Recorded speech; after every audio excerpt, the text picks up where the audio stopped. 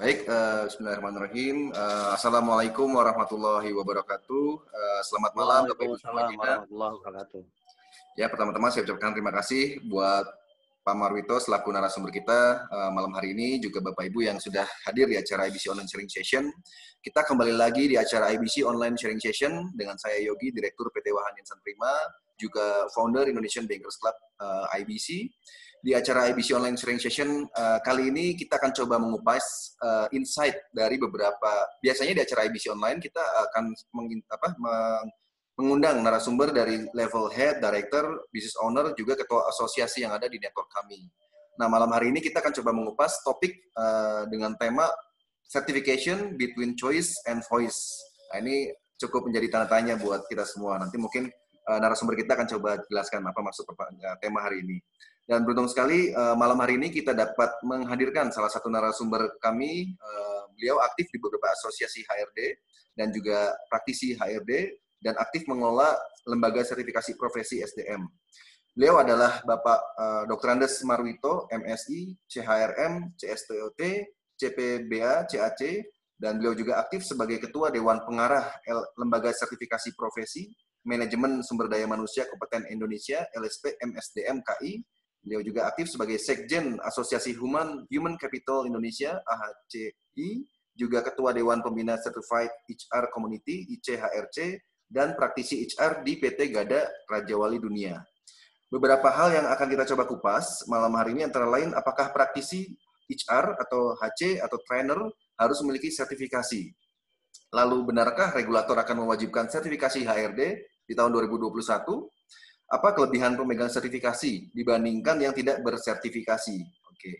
Baik, Bapak Ibu hadirin semuanya, agar acara kita dapat berjalan lancar, pastikan Bapak Ibu mematikan mic yang di sebelah kiri bawah sepanjang acara agar sesi kita dapat terdengar dengan baik.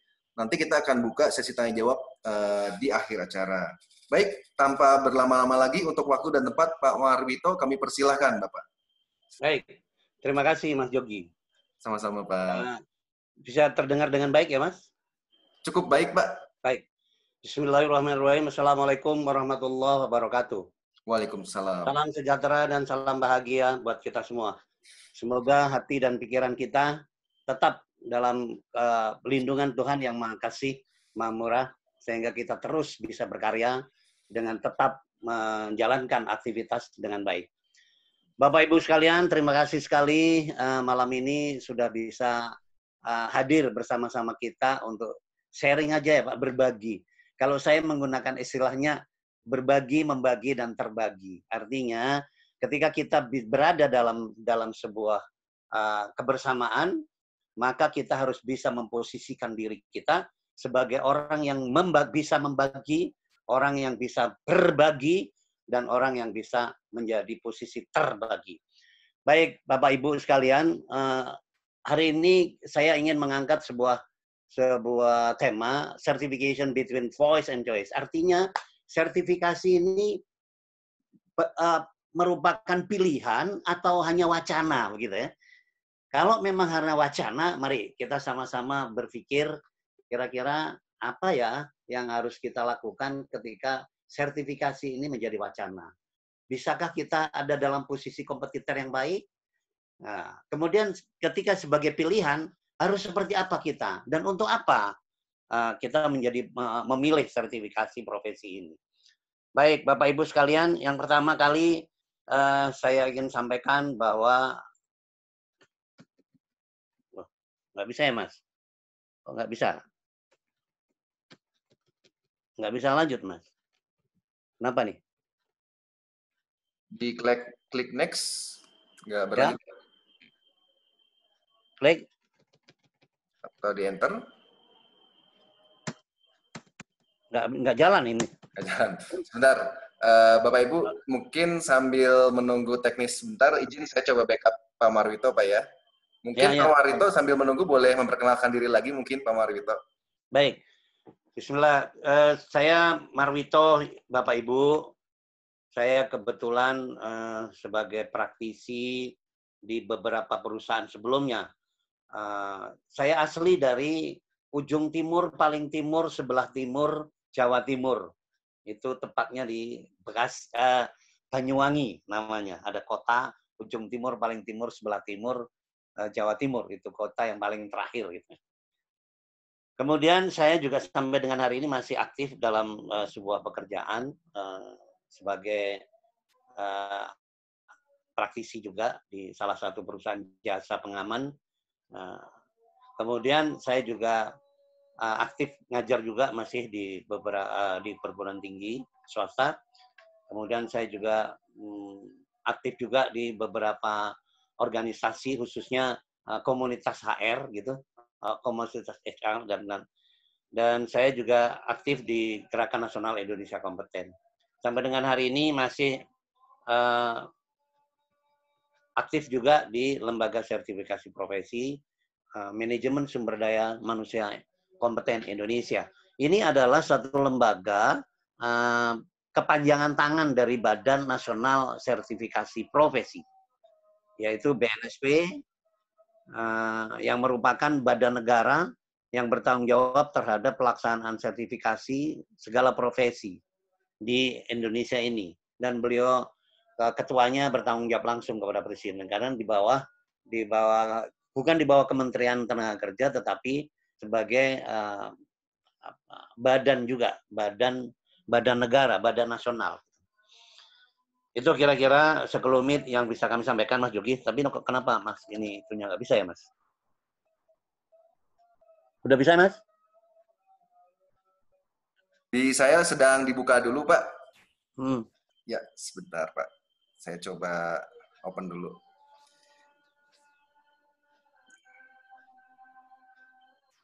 Sambil menunggu materi dibuka, mungkin dari Bapak Ibu ada yang mau memperkenalkan diri dulu atau mungkin tanya-tanya dulu dengan Pak Marito. Boleh. Oh, ini udah bisa, Mas? Sudah bisa ya? Udah, oke. Oke. Baik, Bapak Ibu sekalian, yang wajib diketahui dalam proses sertifikasi adalah Undang-Undang RI Nomor 13 2003 tentang Ketenagakerjaan, khususnya di pasal 18. Pasal 18 jelas menjelaskan bahwa setiap tenaga kerja itu sesungguhnya adalah berhak mendapat pengakuan untuk pelatihan dan diselenggarakan oleh lembaga pelatihan kerja pemerintah, pelatihan kerja swasta, ataupun tempat kerja. Ini adalah hak daripada setiap warga bangsa sebenarnya. Kemudian Undang-Undang 13 pasal 18 ini juga menyuratkan pengakuan kompetensi kerja sebagaimana dimaksud dalam ayat 1 melakukan sertifikasi kompetensi kerja. Sertifikasi kompetensi kerja yang dimaksud dalam itu adalah diikuti oleh tenaga kerja yang telah berpengalaman. Jadi ini adalah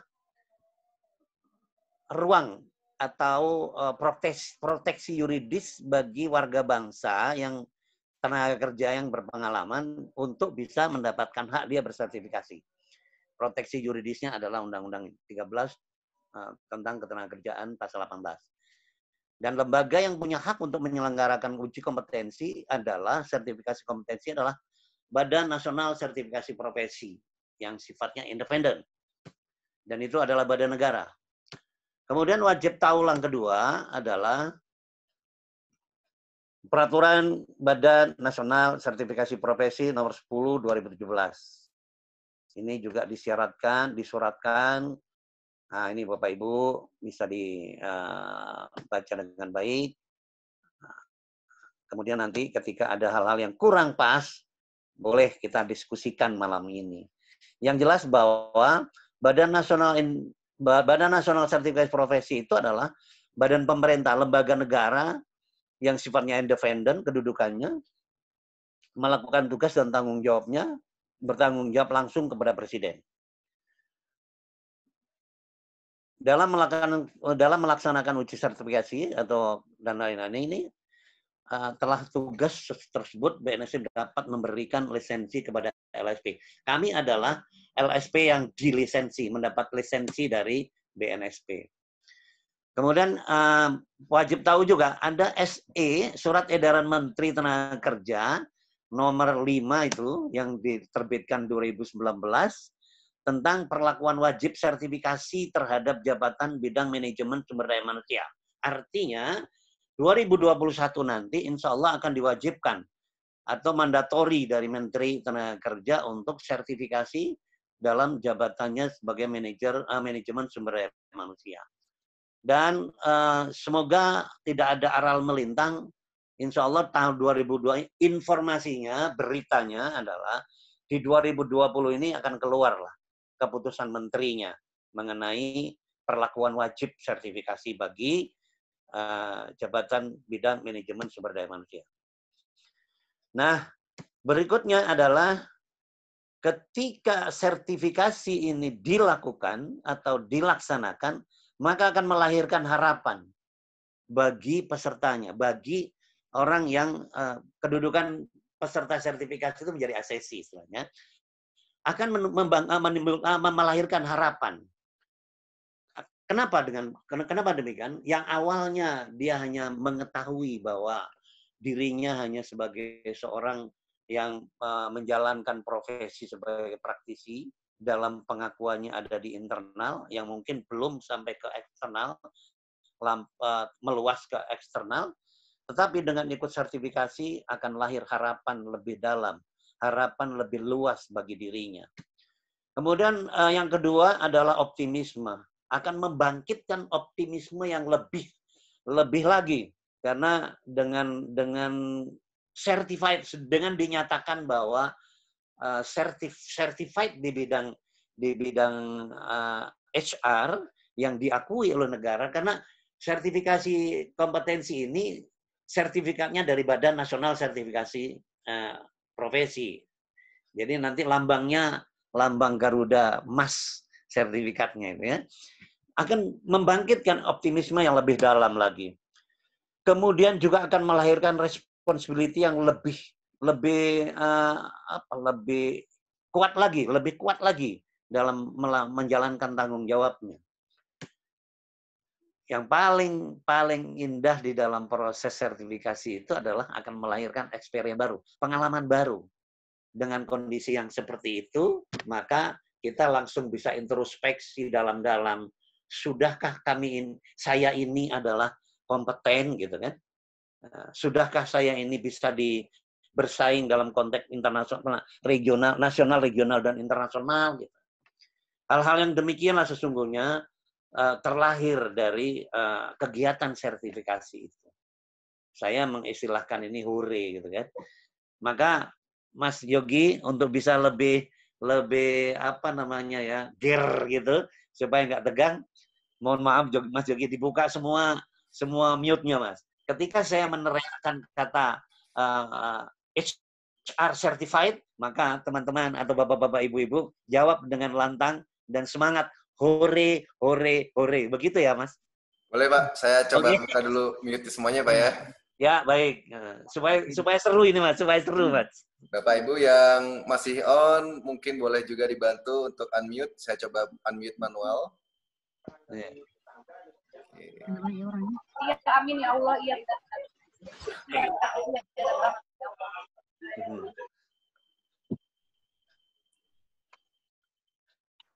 Baik, sebagian sudah saya unmute, Pak. Oke, sip. Bukan di mute, Mas, dibuka. Dibuka, Mas. Saya coba buka. Ya, ketika saya meneriakkan HR certified, teman-teman peserta hari ini menjawab dengan lantang, hore, hore, hore. Begitu ya, Mas? Bapak Ibu yang sedang mendengarkan Pak Marwito, apa boleh di-unmute? Sudah di-unmute semua ya? Sudah dibuka ya? Baik. Baik. Bapak Ibu sekalian, HR certified. Hore. Sekali lagi Bapak Ibu. HR certified. Hore.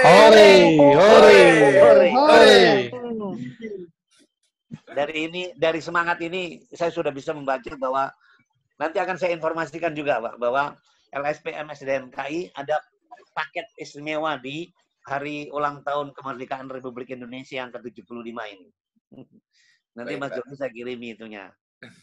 Baik, Bapak Ibu, selanjutnya adalah ini adalah kondisi paradok tenaga kerja, dunia kerja di Republik kita ini.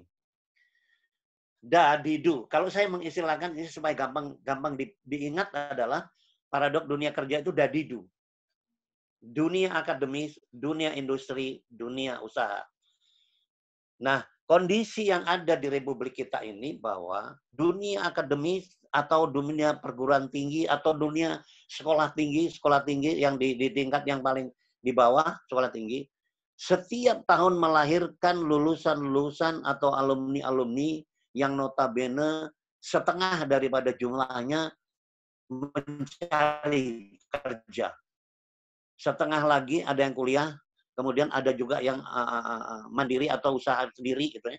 Tapi hampir dipastikan setengah itu tidak bisa di hire atau tidak bisa direkrut oleh dunia industri dan dunia usaha. Kenapa? Karena link and match daripada materi kuliah atau hasil pendidikan itu tidak bisa nyambung dengan dunia industri, kebutuhan dunia industri dan dunia usaha. Sehingga ketika ada kompetisi di dalam rekrut tenaga kerja, dunia industri tidak banyak mendapatkan tenaga-tenaga kerja seperti yang diharapkan. Tadi karena basic problematikanya adalah karena link and match antara dunia kerja dengan dunia akademis ini belum bisa serasi, selaras, seimbang. Selalu timpang. Ini terus-menerus terjadi dari tahun ke tahun yang sampai dengan hari ini juga belum ketemu solusinya. Karena itu ada upaya-upaya pemerintah di dalam hal ini menyediakan ruang dan peluang untuk bisa sinergi dunia usaha, dunia industri, dan dunia akademis ini. Sehingga lahirnya para alumni ataupun lulusan sekolah menengah atas dapat diberdayakan di dunia industri maupun dunia usaha. Berikutnya adalah kondisi yang ideal yang diharapkan. Harusnya adalah menjalin kerjasama untuk menyediakan ruang magang bagi praktisi di dan dida. Artinya praktisi dunia industri di Indonesia di dunia akademis. Ini harus tersedia ruang magangnya. Sehingga apa yang diperlukan di dunia industri bisa diserap dan dianalisa oleh dunia akademis. Kemudian program-program yang dibuat oleh dunia akademis dapat serasi, selaras, dan seimbang dengan kebutuhan dunia industri. Begitu pula juga ada jalinan kerjasama untuk menyediakan ruang magang bagi dosen dan mahasiswa di dunia industri dan di dunia usaha. Nah, persoalan inilah yang terus ada dilematika yang tidak bisa diselaraskan atau tidak bisa dikompromikan sampai dengan hari ini. Pada akhirnya ada beberapa fasilitas nanti yang disediakan oleh pemerintah. Semoga dapat menyeimbangkan itu. Kemudian penerapan kebijakan pengakuan kesetaraan, capaian kompetensi kerja dengan capaian pembelajaran di masing-masing institusi dunia akademis dengan dunia industri dan dunia usaha. Artinya ketika mereka punya kompetensi kerja belum bisa diakui atau belum bisa diterima di perguruan tinggi ketika dia mau kuliah atau mau melanjutkan jenjang pendidikannya ke perguruan tinggi. Ini juga sebenarnya ada fasilitas pemerintah yang dapat mengakomodir itu. Kemudian pembuktian sertifikasi profesi menjadi salah satu penjamin kompetensi sebagai syarat keterangan pendampingan ijazah bagi para lulusan. Nah, kalau Bapak Ibu pernah mendengar ada namanya SKPI, Surat Keterangan Pendamping Ijazah. Sesungguhnya itu adalah modal bagi para alumni, para lulusan yang bisa diakomodir atau bisa direkrut oleh dunia industri karena mereka mempunyai tadi surat keterangan yang materi daripada ada pembelajaran ekstrakurikulernya gitu, yang sesuai dengan kebutuhan industri dan kebutuhan usaha. Diperlukan memang harus diperlukan payung hukum untuk dapat ini semua bisa terrealisasi. Itulah sebabnya pemerintah, fasilitas yang disediakan oleh pemerintah adalah hal-hal yang terkait dengan pencapaian strategis peran dari DADIDU ini, dunia akademis, dunia industri, dan dunia usaha, maka untuk bisa mengakui tadi Pak, yang saya katakan capaian kompetensi kerja selaras dengan capaian pembelajaran, sehingga ada pengakuan dari dunia akademis terhadap dunia industri dan dunia usaha atas aset-asetnya yang ingin melanjutkan ke jenjang pendidikan yang lebih tinggi lagi. Nah, ini adalah surat keputusan Dirjen Pembelajaran dan Kemahasiswaan Kemenristek Dikti yang tempo hari, saya tidak tahu ini pastinya masih berlaku karena belum dicabut, walaupun sekarang kementeriannya sudah berganti. Tentang pedoman tata cara penyelenggaraan rekognisi pembelajaran lampau. Artinya, ada pengakuan kompetensi kerja selaras dengan capaian pembelajaran. Kurikulum yang ada di perguruan tinggi itu bisa selaras dengan kompetensi kerja yang dicapai oleh para pekerja-pekerja yang ingin melanjutkan pendidikan lebih tinggi lagi. Ini ada juklak juknesnya, nanti kita bisa share next daripada hari ini karena panjang. Kemudian dalam konteks tadi pemagangan antara dosen dan mahasiswa magang di dunia industri dan dunia usaha, begitu sebaliknya bahwa para pakar-pakar di dunia industri dan dunia usaha yang capaian kompetensi kerjanya sudah memadai berdasarkan KKN-nya, kerangka kualifikasi nasional Indonesia, bisa magang di perguruan tinggi sebagai dosen. Artinya teman-teman HR, teman-teman praktisi HR yang S1 tetapi memiliki capaian kompetensi kerja yang setara dengan S2 dan S3, mereka boleh mengajar di perguruan tinggi, seharusnya seperti itu. Ada namanya kerangka kualifikasi nasional Indonesia. Nomornya 435 tahun 2015. Bapak Ibu bisa klik nanti di web, bisa browsing di web. KKNI 435 tahun 2015. Nanti bisa diklik itu. Nah, nanti Bapak Ibu akan tahu ini bagaimana pengakuan kesetaraan antara capaian kompetensi kerja dan capaian pembelajaran. Berdasarkan surat itu, berdasarkan keputusan itu, nah seharusnya orang industri, orang usaha magang di perguruan tinggi, orang perguruan tinggi magang di industri. Nah, payung hukum daripada pemagangan itu adalah Permenaker nomor 6 2020 yang terbaru ini, Bu. Sebelumnya nomor 36 tahun 2018. Kemudian berikutnya adalah Peraturan Menteri Keuangan tentang pengurangan pajak maksimum 200%, kelompok yang mendapatkan potongan, jenis kegiatan, pemagangan, pembelajaran, peserta, praktek kerja, dan lapangan. Nah, ketika dunia usaha dan dunia industri melakukan program-program pemagangan dan pembelajaran, sebagaimana diatur di dalam kebutuhan industri dan kebutuhan capaian pembelajaran tadi, maka Menteri Keuangan menyediakan fasilitas untuk pemotongan pajak. Nah, ini bisa di-browse juga, bisa di-browsing juga di web. Nomornya ini nanti ada juklak juknisnya, bisa dipelajari ya Bapak Ibu. Ini guidance saya dari sini. Kemudian berikutnya adalah ini filosofi proses asesmen itu adalah seperti ini, Bu. Berbasis kriteria asesmen berdasarkan bukti yang hubungannya dengan standar daripada industri ataupun usaha, serangkaian kriterianya memerlukan kompetensi. Kemudian berbasis bukti, sesuatu proses yang membandingkan antara bukti, kompetensi dengan satu standar yang ditentukan. Nah, partisipatori dari kandidat, artinya dalam proses asesmen itu sesungguhnya bukan ujian. Bukan ujian. Jadi Bu Bapak tidak perlu khawatir tidak lulus karena di dalam proses asesmen sertifikasi tidak ada kata tidak lulus dan lulus itu tidak ada. Yang ada adalah kompeten dan belum kompeten. Nah, maka itu yang namanya proses asesmen uji kompetensi sertifikasi profesi ini bukan ujian tapi pembuktian. Jadi agenda pembuktian. Pembuktian, Bapak Ibu, sudahkah mengerjakan sesuatu di tempat kerja Ibu, oh sudah, buktinya apa? Ini ikut ada eviden, ada portofolio yang melibatkan proses itu Bapak dan Ibu terlibat di dalamnya, gitu. Ini kira-kira filosofinya. Jadi sekali lagi, asesmen berbasis kompetensi itu bukan ujian, tapi pembuktian. Seperti itu. Nah, kira-kira.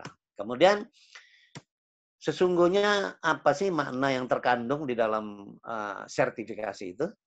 Inilah.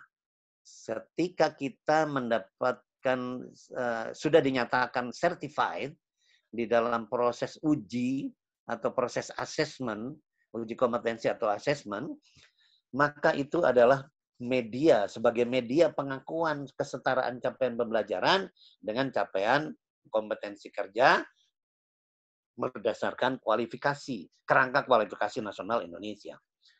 Kemudian yang kedua, manifestasi dari standar kompetensi kerja nasional Indonesia, SKKNI, dalam implementasi proses keseharian. Jadi ketika Ibu, Bapak dinyatakan certified, maka pekerjaan-pekerjaan keseharian di praktek kerja Ibu itu sudah pasti terstandar. Karena ada standarnya yang sudah diakui secara nasional. Mohon maaf, saya minum dulu.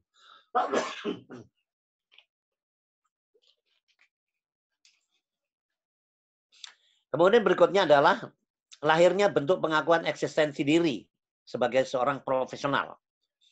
Jadi ini nanti akhirnya akan saya tunjukkan dalam puisi saya yang paling akhir nanti. Jadi sesungguhnya sertifikasi itu merubah katanya menjadi faktanya. Kalau hari ini Bapak Ibu sebagai praktisi HR katanya begitu sebagai manajer katanya. Tapi setelah sertifikasi dan dinyatakan certified atau kompeten, maka bukan lagi katanya, tapi faktanya. Saya adalah profesi HR yang profesional. Kira-kira gitu. Kemudian upaya membuktikan kemampuan secara setiap profesi, apapun jenisnya. Jadi sertifikasi itu bukan hanya HR saja, tapi semua profesi. Berikutnya adalah stimulus bagi profesional untuk memelihara, meningkatkan, dan mengembangkan profesinya. Jadi setelah Bapak Ibu itu certified, mau tidak mau, suka tidak suka, harus tetap memelihara, meningkatkan, dan mengembangkan kompetensi-kompetensi yang sudah dicapai.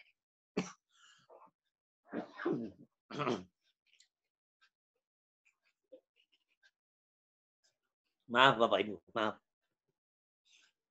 Nah, selanjutnya, kenapa sih praktisi HR itu harus sertifikasi?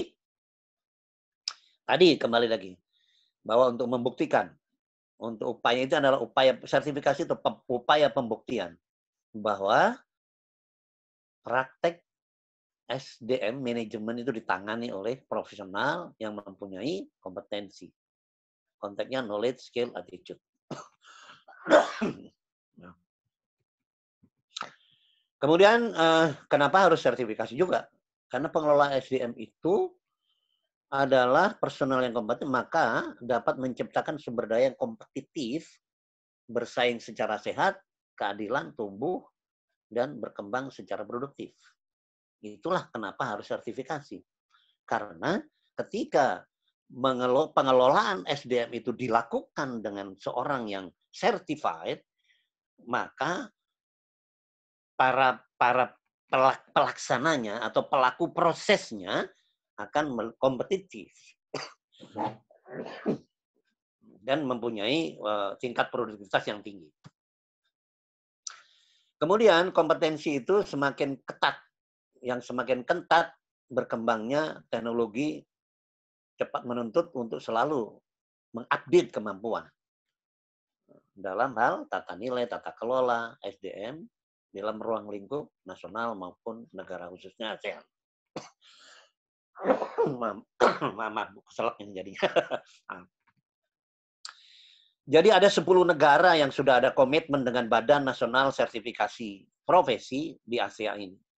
Karena itu ketika kita certified, kalau ada standar yang sifatnya ASEAN, maka itu bisa diberlakukan di seluruh Asia.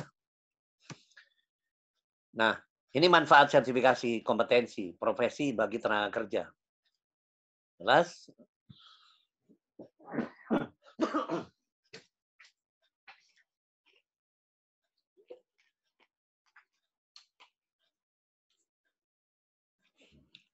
Untuk tenaga kerja, jelas ada pengakuan kompetensi, ada di antara lintas dan lain-lain. Ini nanti Bapak Ibu kita bisa diskusi tentang ini, kita lakukan. Untuk pemerintah sendiri, manfaat sertifikasi adalah membantu memastikan target-target perencanaan program pembangunan pada sektor masing-masing. Kemudian membantu memastikan pencapaian program pengembangan SDM. Kemudian juga membantu memastikan kesesuaian dalam pemerintah, membina SDM di Republik ini.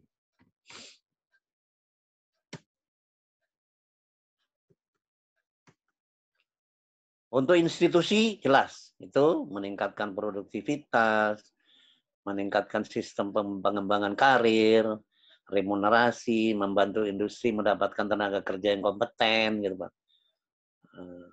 Meyakinkan klien-klien kita, gitu kan, mengembangkan tenaga berbasis kompetensi, artinya mereka bisa dikembangkan melalui jalur-jalur kompetensi yang ada.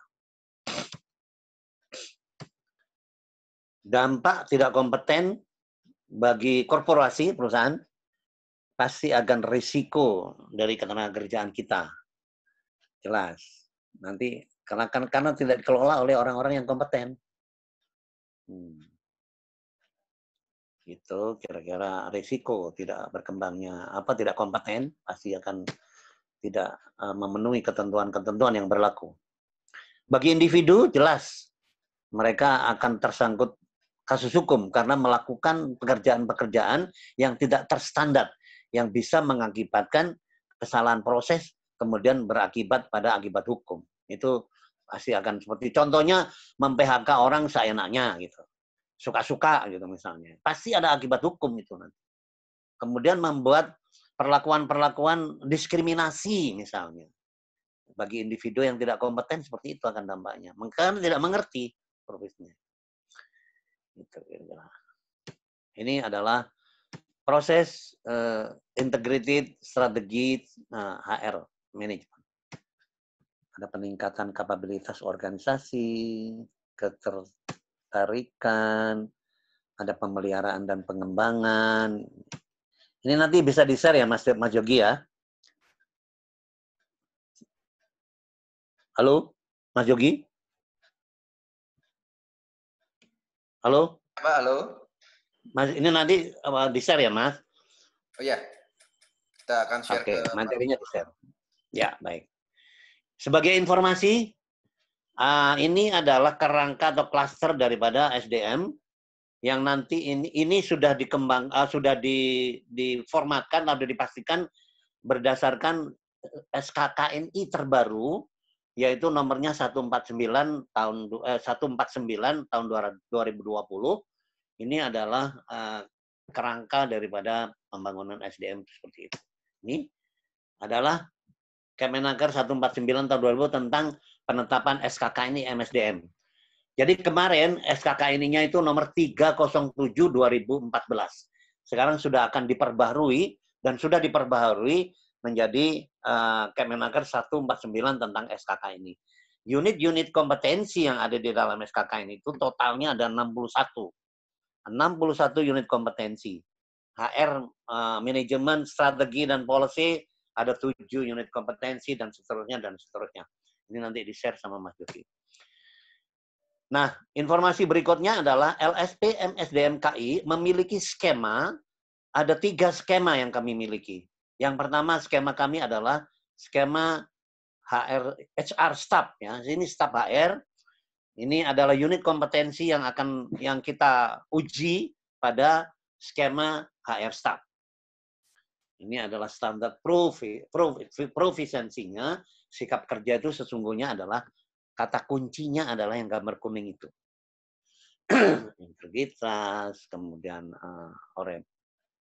customer service, network, tim, komunikasi. Ini adalah skema staff untuk HR certified. Ini adalah skema untuk supervisor HR certified. Ada 14 unit kompetensi yang notabene ini adalah sesungguhnya keseharian ibu-ibu dan bapak-bapak dalam menghadapi pekerjaan di kantor. Artinya tidak ada yang istimewa, tidak ada yang susah sesungguhnya sertifikasi itu. Ini untuk yang manajer. Manajer terdiri dari 20 unit kompetensi.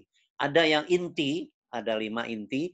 5 inti itu adalah basic daripada pekerjaan-pekerjaan manajer yang kemudian pendukungnya ada 15. Profesinya adalah tadi yang sebelah kanan itu adalah kemampuan-kemampuan atau keahlian-keahlian atau yang sesungguhnya harus dimiliki oleh seorang manajer. Sehingga dia bukan saja lagi sebagai pekerja, tapi sudah sebagai bertindak mempekerjakan. Ini persyaratannya untuk staf. Jadi minimal pendidikan itu D3, tapi yang pengalaman S1, SLTA, pengalaman boleh. Kemudian menyiapkan portofolio itu pasti. Ini persyaratan untuk staf. Ini persyaratan untuk supervisor. Ini yang supervisor tadi ya. Ini supervisor. Persyaratannya harus D3, S1, kemudian juga di bawahnya boleh, tetapi punya pengalaman. Yang di bawahnya lagi boleh, tapi yang graduate boleh. Ini adalah persyaratan untuk manajer, minimal S1, punya pengalaman boleh di bawah S1, kemudian memiliki portofolio, dan nantinya akan mengisi APL 01 atau 02. Kemudian ini tahapan asesmen, Bapak Ibu. Yang pertama, Bapak Ibu harus ikut pra-PBK. PBK itu adalah pelatihan berbasis kompetensi. Kenapa harus ikut? Supaya Ibu bisa mengenali apa sih unit-unit kompetensi yang diujikan nanti, gitu kan? Sehingga Bapak Ibu bisa mempersiapkan portofolionya. Jadi pertama kali yang harus diisi adalah Ibu mengajukan dari ASESIK pada APL 01, aplikasi 01 namanya. Itu kelengkapannya adalah biodata, persyaratan dasar, asesmen mandiri, itu namanya ijazah, CV, dan lain-lain. Kemudian setelah Ibu ikut pra-PBK, Bapak Ibu ikut namanya pelatihan berbasis kompetensi, atau PBK. Ini adalah pelatihan yang melatih agar menerang jelaskan mengenai unit-unit kompetensi, mulai dari elemen, KUK, dan lain-lain, beserta portofolio yang perlu dipersiapkan. Setelah itu, baru Bapak Ibu melakukan namanya pra-assessment. Itu adalah pengecekan bukti portofolio oleh asesor sebelum assessment. Jadi sebelum nanti assessment real atau full assessment, Bapak Ibu dicek dulu, kira-kira pemanasan lah kasarannya gitu ya. Kalau belum lengkap bisa dilengkapi. Nah, pada saat assessment, real assessment ini, uji tertulis bisa dilakukan, uji pertanyaan lisan bisa, portofolio bisa. Kenapa? Ketika ada dua macam, ada berbasis portofolio dan berbasis UJK, uji kompetensi. Kalau berbasis portofolio, Bapak Ibu tinggal menyiapkan saja portofolio yang terkait, ada relevansi dan korelasinya dengan pekerjaan Ibu di keseharian dengan unit-unit kompetensi yang ada dan yang Ibu akan ajukan untuk sertifikasi. Bapak Ibu seperti itu. Terakhir, ini sekelumit puisi kompetensi bahwa gaung sertifikasi profesi akan terus ada dan takkan pernah tidak ada. Kompetensi yang terus menggila harus dapat merubah katanya menjadi faktanya. Merubah retorika menjadi data. Saat ini banyak praktisi yang senang dan tak mau beranjak dari zona nyaman Sementara persaingan mengalir deras dengan membawa ancaman dan tantangan, karenanya yang biasa-biasa saja harus menjadi luar biasa jika tak ingin binasa. Terima kasih Bapak Ibu. Monggo, Mas Rugi. Terima kasih banyak Pak Marwito, Siap. luar biasa sekali pemaparannya. Ini dari sisi mungkin ini ya, kalau saya bilang semi regulator ya Pak LSP ini ya Pak. Karena kebetulan Pak, kita juga dari PT Wahana Prima ini sempat bekerja sama dengan lembaga sertifikasi profesi yang lain maupun kalau di bank itu kita aktif dengan BSMR Pak. Seperti itu. Oh, kita gitu. coba undang ke mereka agak susah. Nah ini beruntung banget dari LSP MSDM KI, Pak Marwito mau meluangkan waktu untuk sharing dengan kami semua nih Pak. Mungkin sebelum kita masuk ke sesi tanya jawab, baik live atau yang kita bacakan, izin untuk kita melakukan dokumentasi terlebih dahulu bagi Bapak Ibu yang mungkin masih hadir sampai dengan saat ini, boleh menyalakan videonya terlebih dahulu. Kita coba lihat nih sampai saat ini siapa yang masih menyimak pemaparan dari Pak Marwito, dan juga mungkin kita cek kita dokumentasi dan kita cek siapa yang masih aktif. Mungkin di sini ada Bu Asri, Pak Wija, Pak Toto, Pak Arif, Bu Karisa, ada Pak Emmanuel, Pak Baron, Pak Andi, Bu Dijelawati, Bu Ripkah ya di sini, Mbak Lisa, Pak Sugiono, Pak Sultan Alaudin, Pak W. Kurniawan, Bu Sisilia, barangkali masih bisa mendengar suara saya. Kita coba dokumentasi terlebih dahulu. Cukup satu sesi saja karena pesertanya malam hari ini ada 21 orang. Oke, saya masih ada loh Mas Yogi. Kenapa? Saya masih ada loh. Masih ada ya Mbak Yasin? Ya. Nah ini Pak Marwito, kalau foto di LSP-nya gayanya gimana Pak Marwito? Kalau apa Mas? Gayanya harus seperti apa kalau di tempat Bapak kalau mau bergaya foto bareng? Kompeten. Kompeten gitu ya, saya baru tahu Pak. Berarti gini ya. Okay. Ini lambang kompeten Mas. Lambang kompeten ya. Saya izin pakai tangan kiri karena tangan saya yang kanan mau foto. Saya hitung sampai 3 Bapak Ibu, gayanya kompeten kayak Pak Marwito ya, seperti ini ya. Kompeten. Oke, siap dalam hitungan ketiga. 1, 2, 3. Oke, terima kasih. Ya, Pak Marwito, di catatan kami ini sebenarnya ada 14 pertanyaan, Pak. Buka sesi tanya jawab. Nah, cuma di sini kita coba live dulu. Di sini ada 4 penanya. Yang pertama ada Ibu Ripkah. Ibu Ripkah, apakah sedang on, Bu Ripkah? Kalau tidak on, kita masuk ke penanya kedua dulu. Ada Pak Abdul Rahman. Pak Abdul Rahman, apakah sedang on? Sedang on, Pak ya? Ya. Mungkin boleh Pak memperkenalkan diri terlebih dahulu, lalu pertanyaannya. Silakan Pak Abdul Rahman.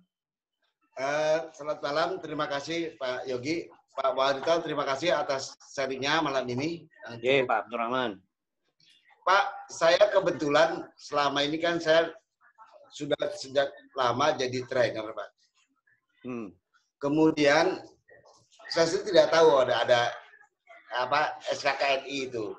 Oh gitu. Tapi kemarin karena banyak mensyaratkan untuk program, maka saya kemarin dimasukkan ke ada SKKNI level 4 untuk spur, itu kerjasama antara Bank Indonesia dengan BNP, Badan Nasional Sertifikasi Nasional ya, BNSP. Ya, BNSP. Dia boleh mengadakan, Bank Indonesia boleh mengadakan untuk SKKNI level 4 dengan pengajar semua dari Balai Tenaga Kerja lah. Tapi hanya berlaku sampai tahun 2022. 2022 saya harus ke level 5. Saya sendiri nggak ngerti nih, bagaimana cara lompat ke level 5 ini saya nggak ngerti. Karena itu kan program. Ya. Ya. Ini KKNI atau SKKNI, Pak? SKKNI, Pak. SKKNI, Pak. SKKNI? Iya. SKKNI, Pak. Kan sertifikasi, Pak. Iya. Ya. Jadi itu baru hanya level 4. Kan level 4 nggak terlalu tinggi juga kan. Nah nanti tapi sebenarnya untuk level 5. Cuma sementara dikasih waktu level 4. Nanti di tahun 2000 sampai tahun 2022 Bank Indonesia masyarakat kalau ngajar di dia harus di level 5. Nah untuk jadi level 4 ke level 5 itu, nah ini yang saya masih di mana harus ngambilnya, di mana caranya. Karena itu harus sendiri, nggak lagi dari program Indonesia. Itu udah masing-masing aja. Terima kasih Pak Marito. Pertanyaannya adalah? Pertanyaan, bagaimana saya bisa ke level 5? Sebenarnya langsung mau dijawab atau ada lagi, Mas? Atau di... Jawab saja Pak Marwito. Oke, langsung dijawab. Baik. Baik Pak Abdurrahman. Kalau untuk naik ke jenjang itu sesungguhnya tergantung program yang dibuat oleh LSP-nya. Begitu. Dan PNS tentunya LSP sudah memiliki lisensi untuk melakukan program level 5 itu. Jadi kalau itu belum, ya belum bisa. Terkecuali Pak Abdurrahman, ini bidangnya apa Pak? Bidang apa? SDM? Bukan, perbankan. Bukan, Pak. Bidangnya? Perbankan.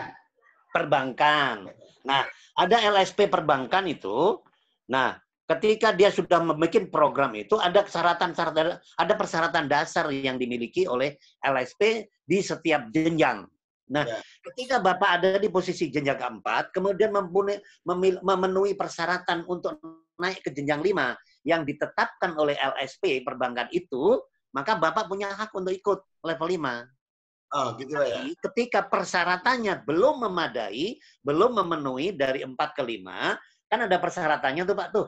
Ya. Nah, persyaratan itu yang menentukan yang hak otoritasnya daripada LSP yang menyelenggarakan sertifikasi tersebut. Sesungguhnya ketika Bapak sudah memenuhi persyaratan untuk level 5, sah Bapak boleh ikut. Tidak boleh nolak LSP perbankan itu. Tidak boleh. Karena LSP itu tidak boleh menolak orang yang mau sertifikasi, Pak. Tergantung para asesinya nanti. Risikonya kalau misalnya belum memenuhi persyaratan dasarnya, ya risikonya belum kompeten. Kalau belum kompeten, Bapak boleh ngulang dan lain-lain dan lain-lain. Tapi yang jelas, Bapak setelah menjalan di posisi level 4, Bapak kan sudah punya track record. Track record itu artinya rekam jejak semenjak memiliki sertifikasi di jenjang 4. Nah, biasanya LSP mengakui rekam jejak itu.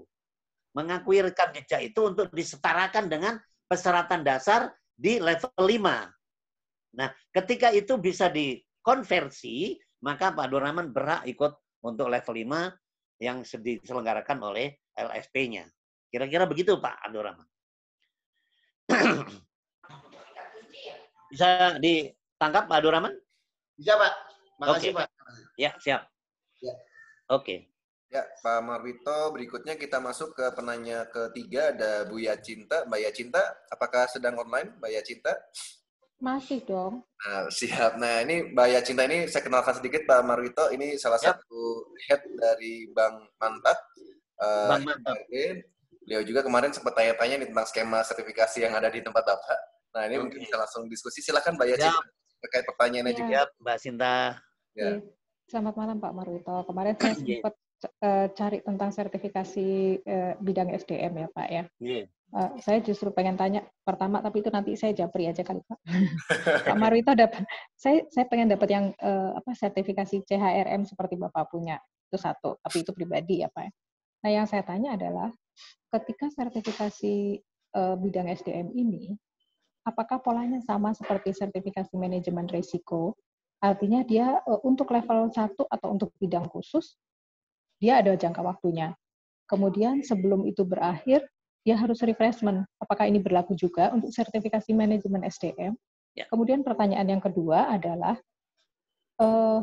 wajibkah seluruh pegawai yang menangani SDM bersertifikasi? Atau hanya cukup perwakilan aja dari satu perusahaan, harus ada 1 atau 2 yang punya sertifikasi? Itu aja dulu Pak. Baik. Yang pertama, Mbak, umur daripada sertifikat LSP atau BNSP, sertifikat yang dikeluarkan oleh BNSP yang lambangnya Garuda Mas, memiliki umur 3 tahun. Itu untuk semua level ya Pak? Di supervisor, manajer maupun staff? Oke, noted Pak. Semua level. Kemudian setelah 3 tahun, ada namanya RCC, Mbak E. Rekognisi Current Kompeten. Artinya mereka harus uji ulang istilahnya. Simpelnya uji ulang lah gitu. Ya. Nah, uji ulang itu ada persyaratannya juga Mbak E. Ya. Ketika selama 3 tahun memegang sertifikat tidak ada pemeliharaan, tidak ada pengembangan, tidak ada peningkatan, maka LSP-nya boleh untuk tidak memperpanjang. Boleh. Tapi juga boleh juga untuk memperpanjang. Risikonya adalah ketika pemegang sertifikat tadi tidak memelihara, tidak mengembangkan, tidak meningkatkan kompetensinya, maka mereka akan tertinggal juga karena ada unit-unit kompetensi yang pengembangannya ada. Itu buktinya apa, Pak? Buktinya Sorry, adalah, kalau saya potong, sekarang saya curious saja. Buktinya okay, bahwa dia sudah melakukan pengembangan, dia sudah melakukan peningkatan kompetensi. Oke, contoh setelah megang sertifikasi kompetensi, selama 3 tahun itu ada seminar. Contoh, ikut seminar. Atau menjadi trainer di tempat kerjanya. Atau menjadi narasumber di tempat lain, dalam webinar misalnya. Atau terlibat di dalam membuat MPP, Manpower Plan, untuk next years misalnya. Nah, semua itu terekam di dalam, tadi Mbak, kalau bahasanya ISO kan, kerjakan apa yang kamu catat. Apa yang kamu catat dan catat apa yang kamu kerjakan. Tetapi kalau sertifikasi, kerjakan apa yang kamu catat dan catat apa yang kamu kerjakan berdasarkan norma-norma, kaidah-kaidah, regulasi. Jadi itulah eviden, itulah portofolio dalam konteks tadi pemeliharaan, pengembangan, dan peningkatan. Setelah mereka punya memegang sertifikasi profesi tadi. Gitu, Pak. Oke, jadi kalau tidak dikembangkan, maka akan tidak update jadinya. Ya. Knowledge-nya, skill-nya, attitude-nya tidak update. Attitude itu sikap kerja ya. Sikap kerja adalah bagaimana menerapkan tupoksi di dalam proses kerja itu dengan baik. Itu yang pertama 3 tahun. Kemudian yang kedua, tadi apa yang baik kedua? Apakah semua pegawai yang menangani SDM? Semua pengelola SDM wajib hukumnya certified. Wow. Kalau yang ngelola misalnya 100 orang? Ya. Karena gini, logikanya gini, Mbak E sebagai manajer certified di bidang di level manager. Kemudian mendeliver daripada knowledge, kemudian memberikan delegasi wewenang, kemudian meng-hire mereka untuk menjadi kepanjangan tangan dari manajer. Ketika tidak certified, bisakah dia lakukan dengan baik? Bisa iya, bisa enggak, Pak? Bisa iya, bisa enggak. Tetapi ketika enggak, maka yang rugi adalah Mbak E. Mbak Sinta rugi. Perusahaan juga rugi. Ketika iya, tapi tidak terstandar. Tidak terstandar berdasarkan SKKN tadi. Tadi. Maka sama dengan teori tanpa praktek, ngawur, teori tanpa praktek nggak selengkap ya. Nggak selengkap, praktek tanpa teori ngawur, kira-kira gitu ya, Mbak? Ya. Ya, karena itu wajib mereka certified. Karena kalau Mbak Sinta mengelola orang-orang yang certified kan akan lebih mudah dalam mendelegasi pekerjaan, dalam mendelegasikan kewenangan, dalam mengembangkan mereka, gitu, dalam memproof mereka. Nah, itu kira-kira Mbak.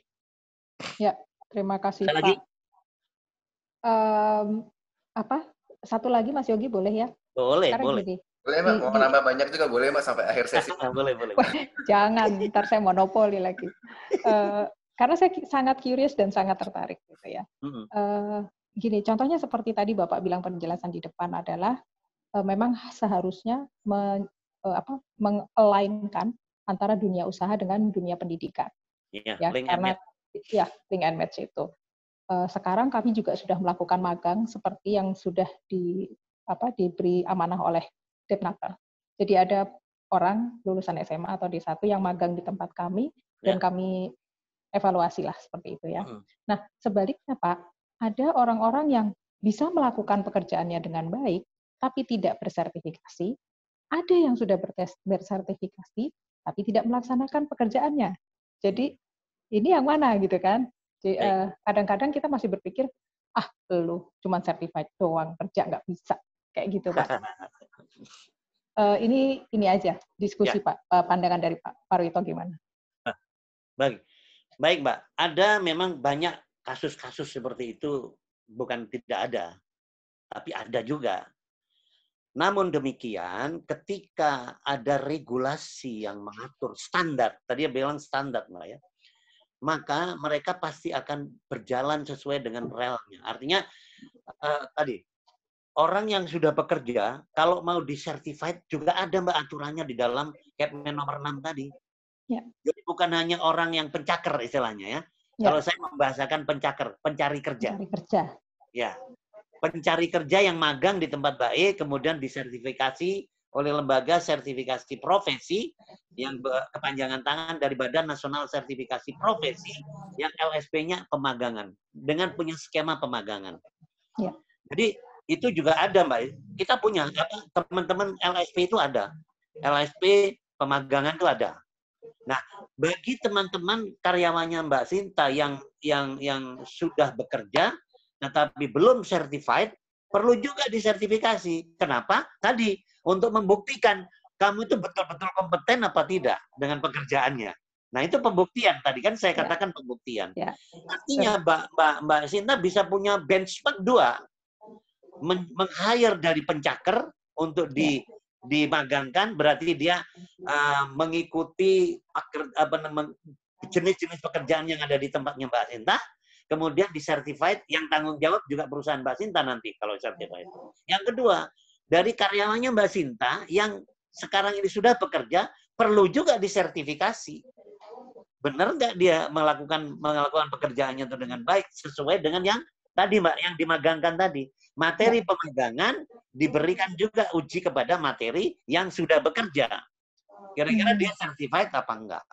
Nah, itu gunanya sertifikasi adalah untuk tadi, Mbak, mengukur kemampuan yang terstruktur, terukur, dan tertelusur. Ya kan? Terstruktur, terukur, dan tertelusur. Gitu.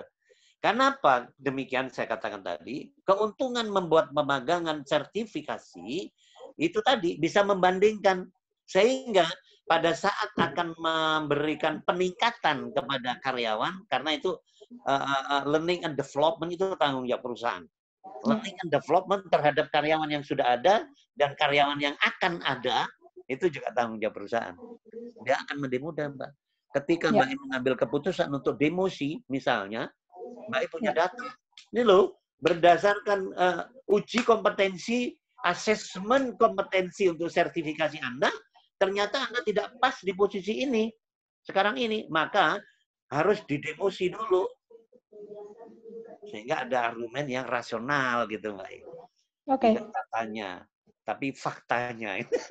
Ya, itu. Katanya, Pak. Bukan katanya, tapi datanya ya, Pak. Faktanya dan datanya. Datanya, ya, gitu, betul, Pak. Itu, Pak. Itu, Pak, kira-kira. Baik, terima kasih, Pak Marwito. Mantap. Siap. Semoga menjawab. Sertifikasi, Mbak. Ya, lo memang toh Pak, kemarin saya mau udah tanya-tanya kan. Oke, siap. Nah, acara ini Pak Marwito atur waktunya aja, Pak. Meeting private ya. Siap. Siap. Oke. Kita lanjut ke penanya keempat. Di sini ada Pak Irfan. Pak Irfan mungkin sedang on. Pak Irfan Darmawan boleh mungkin memperkenalkan diri dari perusahaan mana dan pertanyaannya silakan Pak Irfan. Selamat malam Pak Marwito. Terima kasih. Selamat malam Mas Irfan. Sehat selalu Pak, stay safe Pak. Alhamdulillah. Terima kasih doanya Mas. Untungnya kita bisa online tanpa pakai masker nih Pak. Karena di rumah ya Mas.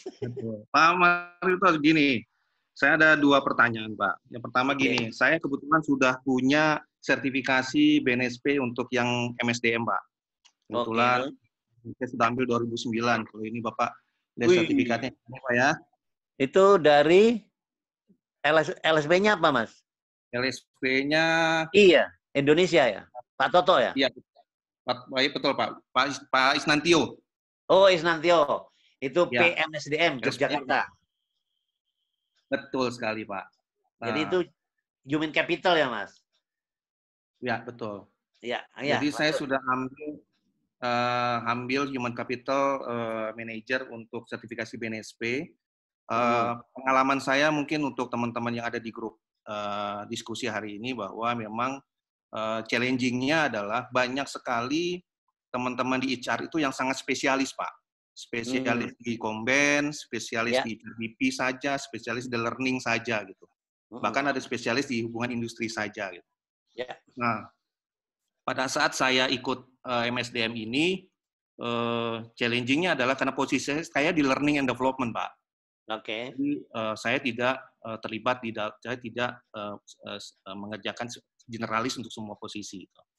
Tapi keuntungannya adalah di setiap peran-peran itu saya lakukan semua, Pak. Seperti di rekrutmen terlibat, kemudian di compensation benefits saya ikut terlibat, kemudian di hubungan industrial saya juga mewakili untuk membuat PKB dan sebagainya, talent development. Jadi end-to-end prosesnya saya terlibat, sehingga pada saat ikut MSDM ini akan sangat memudahkan instead of teman-teman yang spesialis tertentu, Pak. Karena nanti pada saat dia menunjukkan bukti unjuk kerja di kompetensi levelnya akan sangat kesulitan di sana gitu.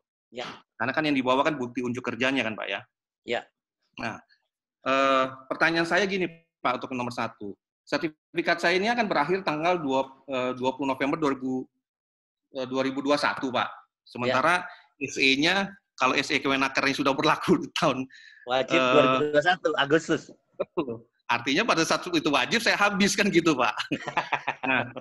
Nah, terus terang saya ikut ini karena menurut saya, karena ini masih surat edaran, jadi belum sifatnya wajib, maka masih banyak teman-teman kami, terutama di banking, Pak. Banking itu rata-rata mereka fokusnya ke CHRP, Pak. Jadi di beberapa mereka itu CHRP dan sebagainya. Jadi untuk yang BNSP mereka nggak terlalu, karena bank kan sangat comply, Pak.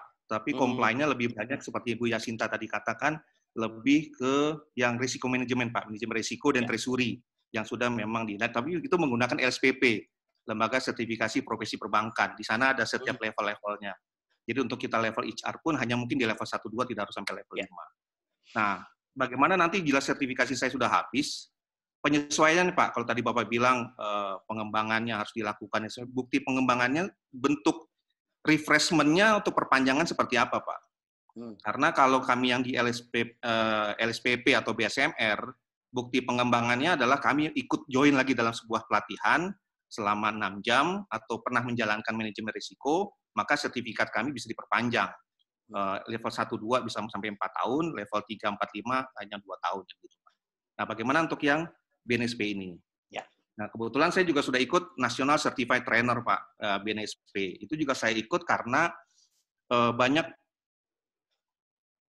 BUMN atau BUMD pada saat kita, kemudian saya juga sempat menjadi konsultan atau pengajar di waktu luang, itu mereka mensyaratkan harus punya Certified Trainer dari BNSP. Jadi saya juga ikuti beberapa bulan yang lalu.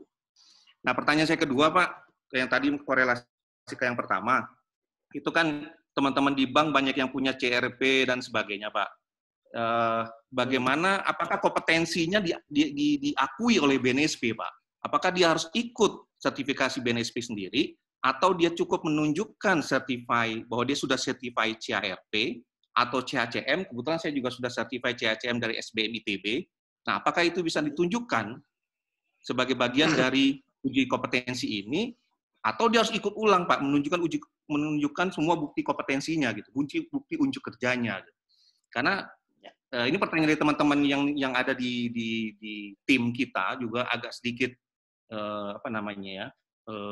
ganjil gitu, Pak. Mereka sudah tersertify di sebuah institusi yang diakui, yang kredibel, kemudian mereka sudah melaksanakan pekerjaan dan sudah kompeten di bidangnya, kemudian harus lagi dibuktikan dalam fakta tersurat dalam sebuah BNSP gitu, Pak.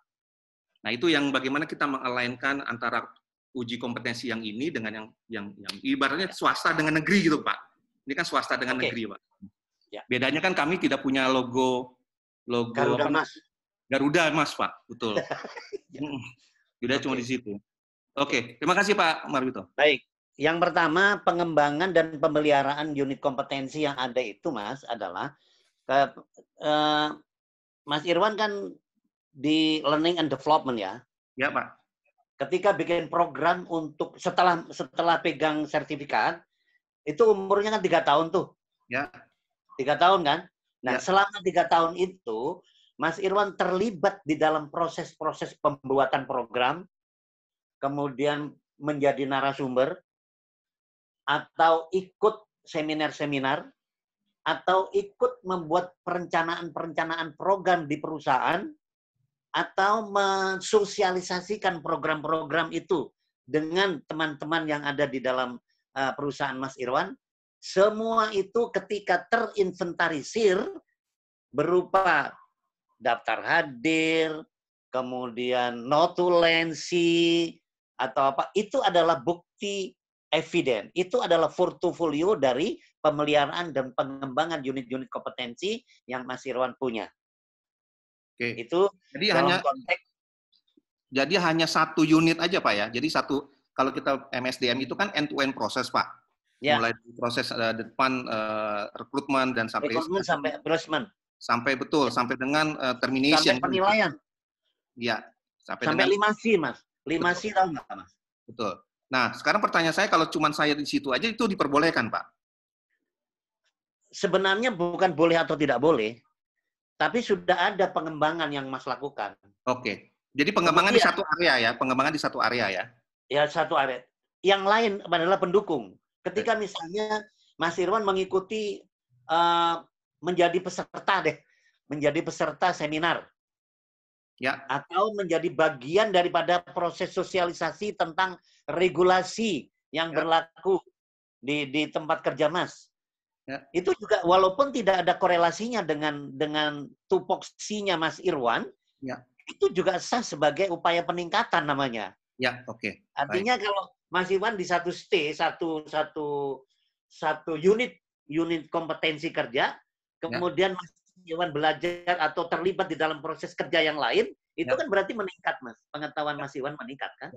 Nah, itu juga eviden untuk bisa memperpanjang. Ya, jadi nggak harus 20 unit kompetensi itu tidak harus. Juga ya. Cukup tidak 1 atau 2 ya, Mas ya. Tidak harus. Oke. Baik. Kemudian yang kedua, mensetarakan antara negeri dan swasta yang tadi Mas Firman bilang. Ya. Jadi sertifikasi itu boleh ikut PBK, boleh tidak ikut PBK. Artinya boleh langsung uji. Kalau ikut PBK, pelatihan berbasis kompetensi, itu sesungguhnya hanya penyesuaian aja antara unit kompetensi kerja yang ada, UK maksudnya, unit kompetensi yang ada di swasta dengan unit kompetensi yang ada di BNSP. Tentu akan berbeda, Mas. Betul. HRP dengan HRM itu pasti akan berbeda. Ya. Nah, PBK, pelatihan berbasis kompetensi, sesungguhnya maknanya hanya penyesuaian itu. Supaya pada saat asesmen, Mas Irwan tidak artinya tidak meraba-raba gitu loh, kita kira sudah tahu. Nah, sebagai pengetahuan itu Mas Irwan korelasikan, relevansikan dengan tugas-tugas Mas Irwan yang ada di CHR tadi, CHMM tadi, CHCM ya, CHCM itu. Ya. Nah, terpulang sebenarnya Mas. Jadi tidak ada kemutlakan harus ikut PBK, tidak. Misalnya sekarang Mas Irwan mau memperpanjang itu kan RCC itu kan namanya kan, rekognisi current kompeten, karena Mas Irwan sudah habis. Ya. Nah, nanti langsung ikut ujian boleh, Mas. Langsung itu asesmen boleh. Tinggal Mas Irwan ikut. Tapi agak susah ikut kalau tanpa PBK Pak, karena kan ininya beda kan. Kurikulumnya beda gitu Pak. Tapi dengan optimisme dan keyakinan diikut pra-assessment, Mas Irwan bisa itu. Kan ada pra-assessment, Mas. Nggak langsung assessment. Ya. Paham, Pak. Pra-assessment itu adalah tadi meneliti, mengkoreksi, mengamati bukti-bukti yang sesuai atau yang relevan atau tidak. Ya, saya cuma mau menjawab tantangan dari kawan-kawan yang mereka memang sudah punya certified HR di bidang yang lain, Pak. Jadi pada saat mereka saya ajak untuk ikut BNSP, mereka katakan, saya udah punya certified ini, ngapain lagi saya perlu BNSP, kan begitu, Pak. Tetapi kan sekarang yang diakui oleh negara adalah Anda layak melakukan proses ini jika Anda sudah punya sertifikasi dari BNSP, kan yang diakui kan cuma itu, Pak. Sama seperti kami di Mas Yusuf, Mas Yogi juga paham bahwa di bank yang diakui ya BSMR sama LSPP kan gitu. Betul. Tempat saya pakainya LSPP. LSPP sama BSMR aja ketentuannya juga beda-beda kok, Pak. Persyaratannya beda-beda, ujiannya juga beda, Pak. Yang satu esai, yang satu pilihan ganda, macam-macam gitu. Betul. Baik, terima kasih Pak Mas. Ya, kita ini butuh pengakuan dua, Mas. Pengakuan dua dari, yang pertama pengakuan internal, yang kedua pengakuan eksternal. Ya. Pengakuan internal oke lah. Tadi Mas Irwan bilang di perbankan itu sudah sah, sudah diakui itu. Tapi kan itu internal bank. Eksternalnya lambang Garuda berlaku di mana? Iya. Nanti akan berlaku di 10 negara, Mas. Iya, iya. Kira-kira gitu. Oke, Mas Irwan. Thank you, Pak. Terima kasih, Pak. Mantap. Seperti pemain timnas Indonesia lah. Jangan mana-mana kalau belum pakai lambang Garuda belum jadi pemain timnas ya, Pak ya. Gitu Mas Yogi, terima kasih Mas Yogi. Dan itu kebanggaan juga, Mas, kebanggaan juga. Ini Pak Marwito seru banget nih pertanyaan. Saya juga pengen nanya, cuma udah ada yang booking pertanyaan dulu. Ini ada Bu Titim pengen tanya live. Bu Titim, apakah sedang online, Bu Titim? Bu Titim Ibu. Ya, selamat malam, Pak. Malam, Bu Titim. Selamat malam, Mbak Titim. Mungkin boleh memperkenalkan diri terlebih dahulu, Bu Titim, silakan. Ya. Bismillahirrahmanirrahim. Pak Marwito, saya Titim Ibu Yati. Alhamdulillah saya diberikan kepercayaan di salah satu instansi di Makassar, instansi nasional lah. Saya memegang HR dan GE, Pak. Dengan karyawan totally 960-an. Ya. Nah, kemarin mungkin Pak Warto tahun 2019, saya mengikuti sertifikasi HRM, Pak, waktu di Makassar. Tapi bukan Pak Marwito yang akses saya. Oh, Pak Irwan ya? Iya, Pak Irwan ya, saya yang akses saya, Pak. Ya. Nah, yang ingin saya tanyakan, Pak, tadi kan Bapak sempat menyebutkan bahwa di tahun 2021 nanti itu berdasarkan tadi peraturan ketenagakerjaan, menteri dan lain-lain, dikatakan bahwa semua yang dalam konteks human resource bahwa diharapkan untuk bisa tersertified BNSP. Ya, diwajibkan malah ya, Pak ya. Iya, betul. Nah, dari pandangan Pak Marwito sendiri, terus umpamanya dari beberapa yang biasa Pak Marwito dengar mungkin, Pak, apa sih Pak sanksinya Pak bagi kami-kami ini yang memang belum, kebetulan alhamdulillah saya sudah Pak, cuma buat teman-teman saya yang sama-sama HRD, apa sanksinya bagi mereka Pak apabila mereka belum tercertified sampai di tahun 2021 itu? Itu yang pertama, Pak. Yang kedua, tadi beberapa yang saya lihat hampir sama sih pertanyaan dari Mbak Yacinta sendiri sama Bapak Irfan. Saya tahun kan 3 tahun yang tadi Bapak bilang. Nah, sedangkan di situ yang informasi yang saya dengar bahwa untuk melakukan perpanjangan itu harus ada evidence dan pengumpulan poin, Pak, dalam tanda kutip, yang harus kita kumpulkan, Pak. Yang tadi Bapak ini ya. Nah, alhamdulillah selama durasi saya kemarin mengambil certified di tahun 2019, saya sering melakukan ini sebagai pemateri, diminta untuk pemateri baik online sekarang maupun sebelumnya secara offline. Tapi memang ada beberapa Pak yang ternyata saya agak kelupaan selalu mengumpulkan evidence-nya. Ya. Nah, itu gimana Pak? Maksudnya untuk secara ini diakui Pak evidence-nya itu. Nah, bukti, pada saat kita sudah melakukan proses pengumpulan, iya untuk bukti. Pada saat kita sudah melakukan proses pengumpulan dan ingin memperpanjang certified kita, itu gimana prosesnya Pak? Untuk bisa memperpanjang ininya. Dan tadi yang setahu saya waktu ini Pak, saya mohon dikoreksi ya. Setahu saya pada saat untuk mengumpulkan poin itu adalah, saya nggak tahu yang tadi Bapak bilang sama Pak Irfan, bahwa ternyata meskipun kita terlibat dalam pekerjaan kita dan yang membuat MPP dan lain-lain, saya hanya berpikir bahwa apabila kita hanya sebagai pemateri, baik internal maupun eksternal, terus membuat buku, membuat jurnal, saya pikir hanya itu aja Pak dalam kategori pengumpulan poinnya itu. Saya nggak tahu bahwa ternyata masih banyak yang bisa dilakukan, dan yang lain-lain yang itu yang ternyata terhitung sebagai pengumpulan poin itu sebenarnya per bulan saya lakukan, Pak, karena baik KPI, pengembangan organisasi dan lain-lain itu saya lakukan, Pak, di kantor. Tapi saya nggak hitung, Pak, karena saya berpikir itu tidak masuk dalam kategori gitu loh, Pak. Nah, itu mohon pencerahannya, Pak Marwito. Terima kasih, Pak. Baik. Yang pertama, Mbak Tin, poin yang akan diakui itu kalau LSP MSDMKI 50 poin, Mbak. Itu 50 poin. 50 poin itu terdiri dari beberapa portofolio lah ya. Tapi kalau untuk pemateri itu agak besar nilainya, 5 sampai dengan 10. Tergantung nanti bagaimana bobot materinya itu. Kemudian yang kedua, keterlibatan di dalam aktivitas yang sifatnya tadi pengembangan skill dan knowledge daripada MSDM itu adalah bagian daripada pemeliharaan dan pengembangan serta peningkatan kompetensi yang dimiliki, Mbak. Jadi nanti kalau misalnya kesulitan untuk hilang, Mbak minta keterangan saja, Mbak Tim. Mbak Tim minta keterangan dari penyelenggara yang pada waktu itu Mbak Tim sebagai narasumber atau sebagai peserta, keterangan itu sudah bisa kita akui. Jadi tidak mutlak seperti apa yang tadi Mbak Titi sampaikan, hanya sebagai buat buku, terus kemudian menyusun program dan lain-lain. Internal dan eksternal diakui, Mbak, untuk pengembangan dan pemeliharaan serta peningkatan kompetensi yang dimiliki. Gitu. Nah, mekanisme RCC namanya, Mbak, rekognisi current competence itu, nanti program itu dibuat sama LSP, diumumkan, Mbak. Ini kami kan punya data itu. Kami punya data. Seperti Mbak Titi habisnya kapan itu kami punya data.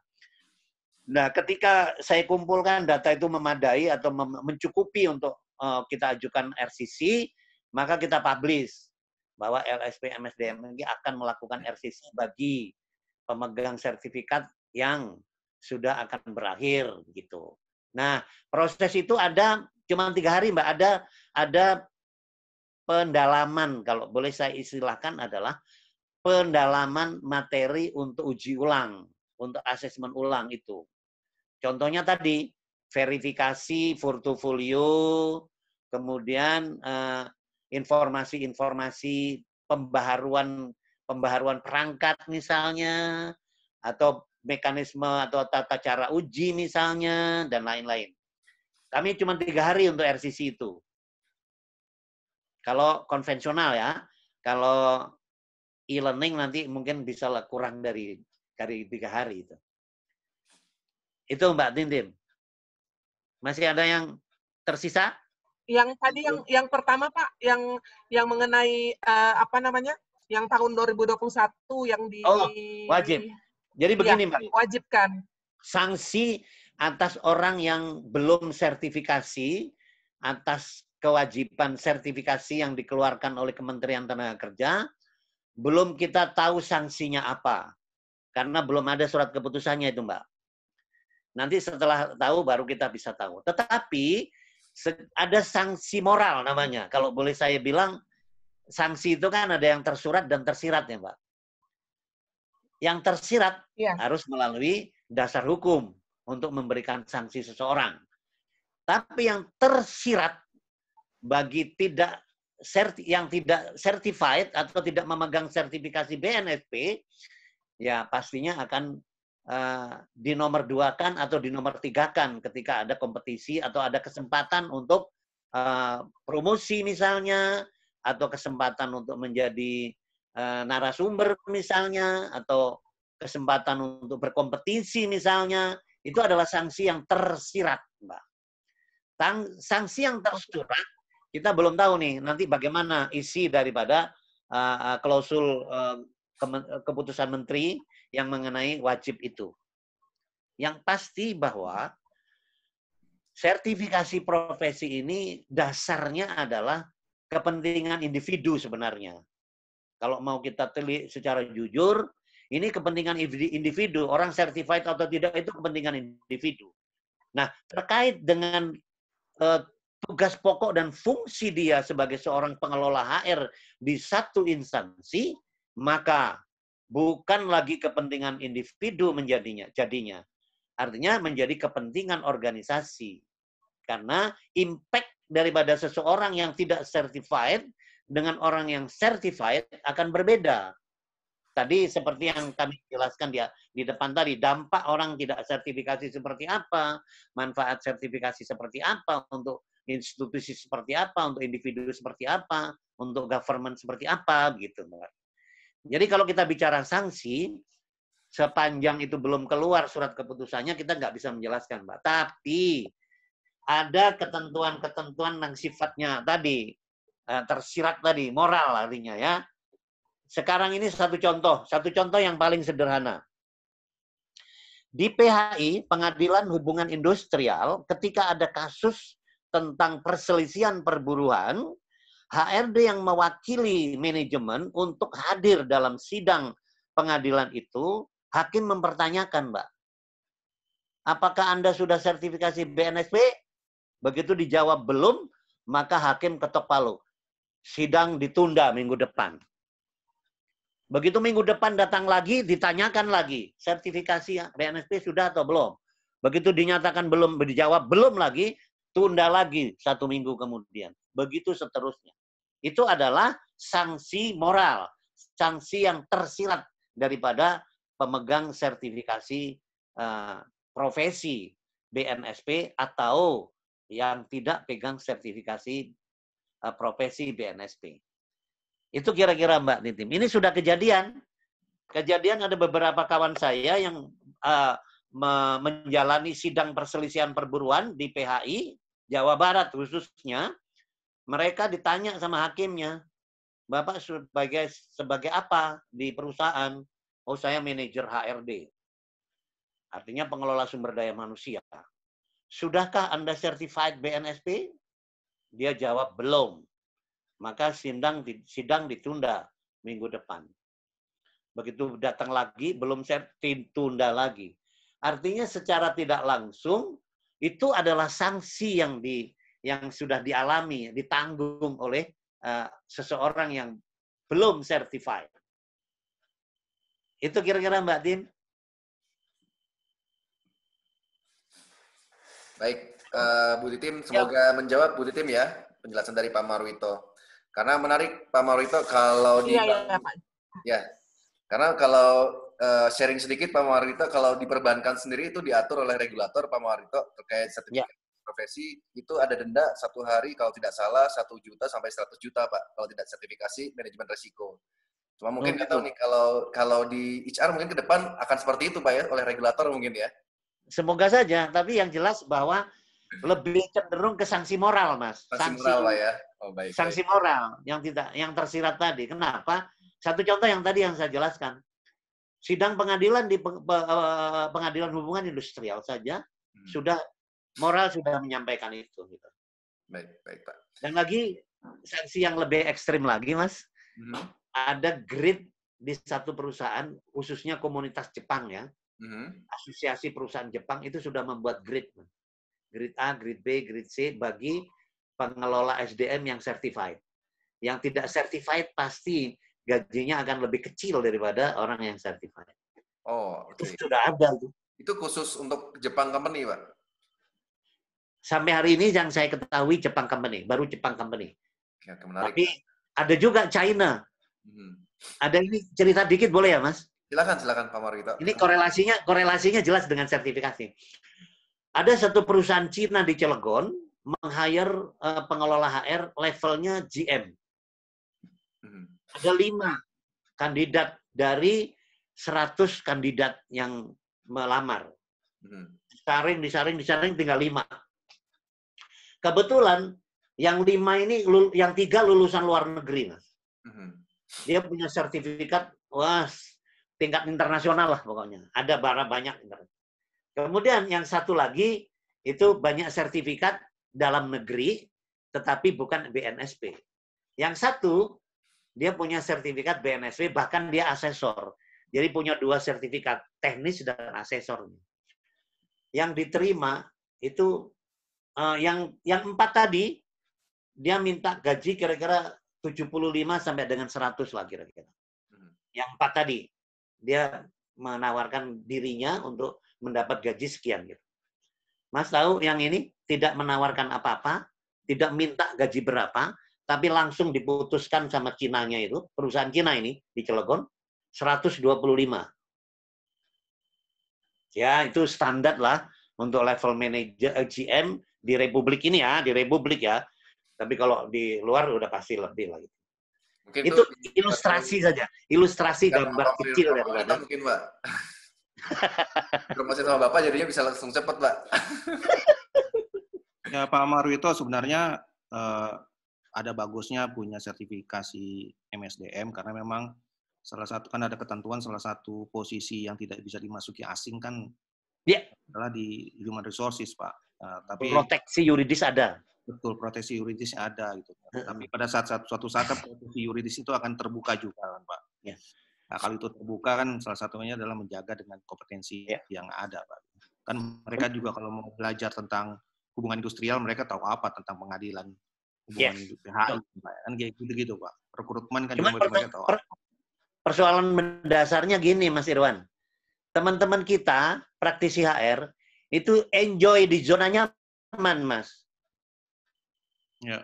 Sangat enjoy di zona nyaman. Sehingga tadi, seperti Mas Irwan bilang tadi, gua kan udah sertifikasi nih. Sertifikasi yang notabene pengakuannya sudah nasional ataupun internasional atau regional gitu ya. Itu dia sudah ada di zona nyaman. Dia sulit untuk beranjak. Ya.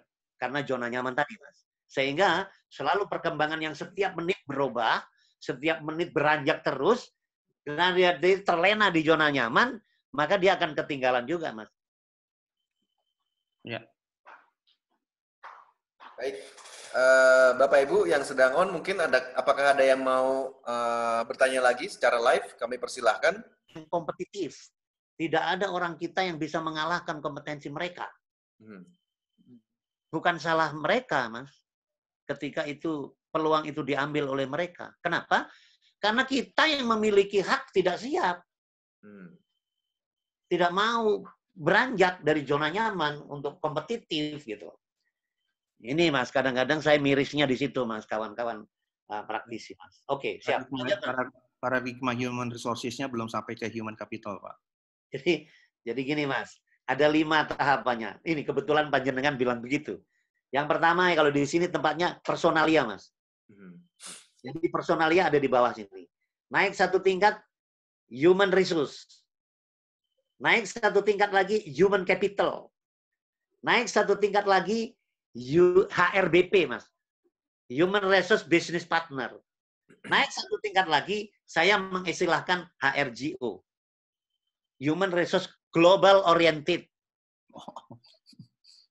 Global Oriented, Mas. Jadi sudah internasionalisasi dalam pola pikirnya, Mas. Nah, kawan-kawan kita sekarang ini sudah agaknya sulit untuk beranjak dari pemikiran-pemikiran lokal untuk menuju ke pemikiran-pemikiran internasional. Artinya internasionalisasi pola pikir. Ini kadang-kadang susah. Oke lah, itu PR kita lah. Siap. Baik. Baik, Pak Marwito. Barangkali Bapak Ibu ada yang ingin bertanya live, kami persilahkan. Jika tidak ada, saya akan coba bacakan sedikit pertanyaan. Ini ada dari Pak Holil. Pak Holil ini sebagai HR Manager di Multi Garmen Jaya. Katanya kenal Pak Marwito juga ya? Dari Surabaya ya, Mas? Dari Bandung, Pak. Oh, dari Bandung. Oh, Pak Holil lah. Pak Holil. Ya, tahu. Beliau salah satu grup juga dengan saya di HR Bandung. Saya bacakan pertanyaannya. Saya mau bertanya, kalau untuk sertifikasi HR Manager, itu kan ada 20 unit kompetensi yang harus dikuasai. Apabila ada ASESI baru pernah menjalani job real di pekerjaan hanya 10 unit kompetensi. Sedangkan 10 unit kompetensi lainnya dia belum pernah. Bagaimana strategi ASESI agar bisa kompeten saat asesmen dan oleh asesor, Pak? Pertama, dia harus ikut PBK, Mas. Oh, oke. Harus ikut PBK, supaya dia tahu. Kemudian yang kedua, membuat satu strategi dalam konteks tadi, knowledge. Dalam konteks knowledge yang diselaraskan dengan skill-nya. Dibikin sebuah frame pembelajaran, mungkin berupa slide atau berupa PowerPoint dan lain-lain, sepanjang itu relevan dengan unit-unit kompetensi yang diujikan, maka sesungguhnya itu menjadi poin bagi asesi. Terpulang kepada asesornya, bagaimana dia menelusuri dan menggali daripada knowledge dia dalam konteks MSDM yang dikorelasikan dengan skill dia untuk dilakukan secara attitude, berdasarkan attitude gitu. Artinya sikap kerja. Artinya bisakah seorang ini yang 10 tadi tidak dialami dalam pekerjaan mengimplementasikan, mengapresiasikan ke dalam knowledge-nya dia. Kemudian bisa dipraktekkan. Itu berarti dia bisa membuat pengetahuan yang bisa dijalankan secara praktek dalam konteks kemampuan tadi, skill tadi. Itu kira-kira simpelnya begitu. Baik. Jadi sebenarnya kalau bahasa saya, Mas Solid, pinter tok nggak cukup, mesti pinter-pinter. Begitu kira-kira ya. Baik Pak, kebetulan tadi di awal sempat bergabung dengan kita, cuma karena jaringan di rumahnya kurang maksimal, jadi dia sempat keluar-keluar Pak. Nah ini jadi nanti saya coba kirimkan hasil rekaman kita Pak. Oke, siap. Ya, baik Bapak Ibu, barangkali kita masih punya waktu sekitar 19 menit lagi.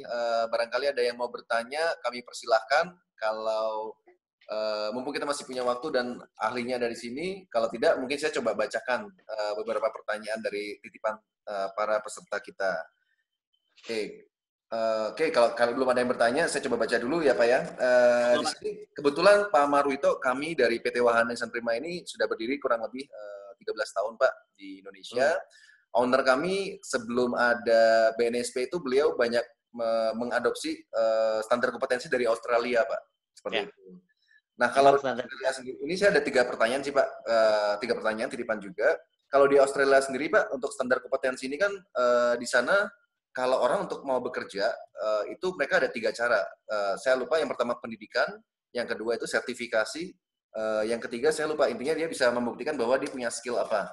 Nah, kalau di Australia Pak, kalau seandainya orang yang memiliki sertifikasi kompetensi dari negaranya tidak diterima kerja, informasi dari owner kami itu di sana si perusahaannya dapat diberikan sanksi Pak.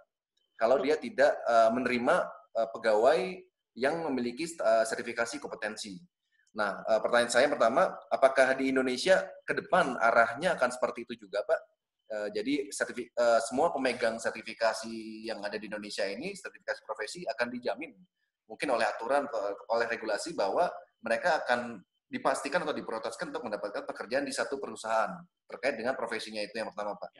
Yang kedua, tadi terkait sanksi mungkin sudah ditanyakan juga. Yang ketiga, saya langsung lompat. Bagaimana cara kita Pak untuk menjadi fasilitator atau asesor LSP? Untuk tentunya pasti harus memiliki sertifikasi tertentu terkait teknis ataupun terkait dengan profesi. Dan jika kita sudah memiliki sertifikasi asesor atau sertifikasi fasilitator, apakah itu berlaku untuk LSP nasional, Pak? Sementara ini mungkin itu pertanyaannya, Pak Marwito. Terima kasih. Yang pertama, semoga dengan surat keputusan Menteri mengenai wajib sertifikasi di 2021, salah satu klausulnya dalam pasalnya menyangkut tadi Mas, sanksi bagi perusahaan yang tidak mau menerima sertifikasi BNSP, itu bisa dikasih sanksi. Karena hanya regulator Mas yang bisa melakukan itu terhadap perusahaan-perusahaan ketika orang tersebut certified yang diakui oleh negara. Dalam hal ini BNSP. Jadi kita berdoa semoga saja keputusan Menteri nanti sanksinya ada itu Mas, sesuai dengan yang tadi di Australia. Karena sesungguhnya awal-awal kita mengadop daripada kompetensi-kompetensi Australia. Baik itu vokasi maupun standar sertifikasi, kita mengadop dari Australia. Jadi dikombin saja dengan yang kita miliki di Republik ini gitu. Semoga saja nanti surat keputusannya ada satu klausul yang mengatur sanksi itu. Tapi saya sependapat ini, terima kasih sekali Mas masukannya. Karena kami dari asosiasi, lewat asosiasi bisa menyuarakan itu kepada pemerintah. Betul Pak. Thank you. Ini luar biasa masukannya. Semoga nanti surat keputusannya ada kandungan itu di dalam, memuat itu nanti. Kemudian yang ketiga tadi, bahwasanya apa tadi ya? Apa tadi Mas ya? Yang kedua Pak, ini kebetulan kami di network kami di Wahana Insan Prima juga Indonesian Bankers Club banyak sekali Pak trainer, fasilitator dan lain sebagainya. Oh ya, baik. Jadi gini Mas, sertifikat asesor itu berlaku nasional, asesor ya, berlaku nasional. Bisa digunakan untuk melakukan asesmen ketika mereka memiliki sertifikat teknisnya. Contoh, saya sudah asesor nih, contoh nih. Ada yang asesor nggak yang ikut serta hari ini? Di sini barangkali itu biasanya sertifikasinya dari semua LSPP ya untuk asesor ya? Asesor itu ada ada yang program dilakukan oleh LSP, ada juga yang dari BNSP. Biasanya kalau yang dari BNSP itu mereka yang dikasih jatah sama BNSP dari pengelola LSP. Pengelola LSP masing-masing dapat jatah satu itu gratis, teman. Baik Pak. Di BNSP. Kebetulan kalau owner kami dikasih dari BNSP Pak. Tapi boleh juga LSP menyelenggarakan pelatihan asesor, Mas. Oh, baik. Ya. Nah, ketika dia mendapatkan sertifikat asesor, sesungguhnya sertifikat asesor itu berlaku secara nasional. Jadi boleh mengakses di semua LSP dengan catatan mereka memiliki sertifikat teknis dari skema-skema LSP tersebut. Contohnya nih saya asesor, tapi saya baru punya sertifikat teknis untuk MSDM. Nah, kalau saya mau mengakses orang-orang di bank, perbankan, saya harus punya sertifikat teknis perbankan. Oh, baik. Jadi memang harus punya dua sertifikasi ya Pak ya, terkait metodologi dan sertifikasi terkait teknis ya Pak ya? Iya, betul. Bisa mengajar atau mengakses di LSP yang lain? Betul. Baik. Betul sekali.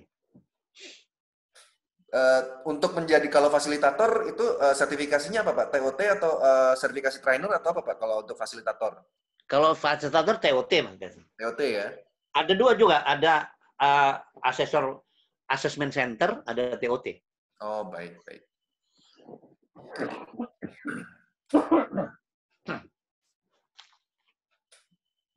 Baik Pak, cukup terjawab.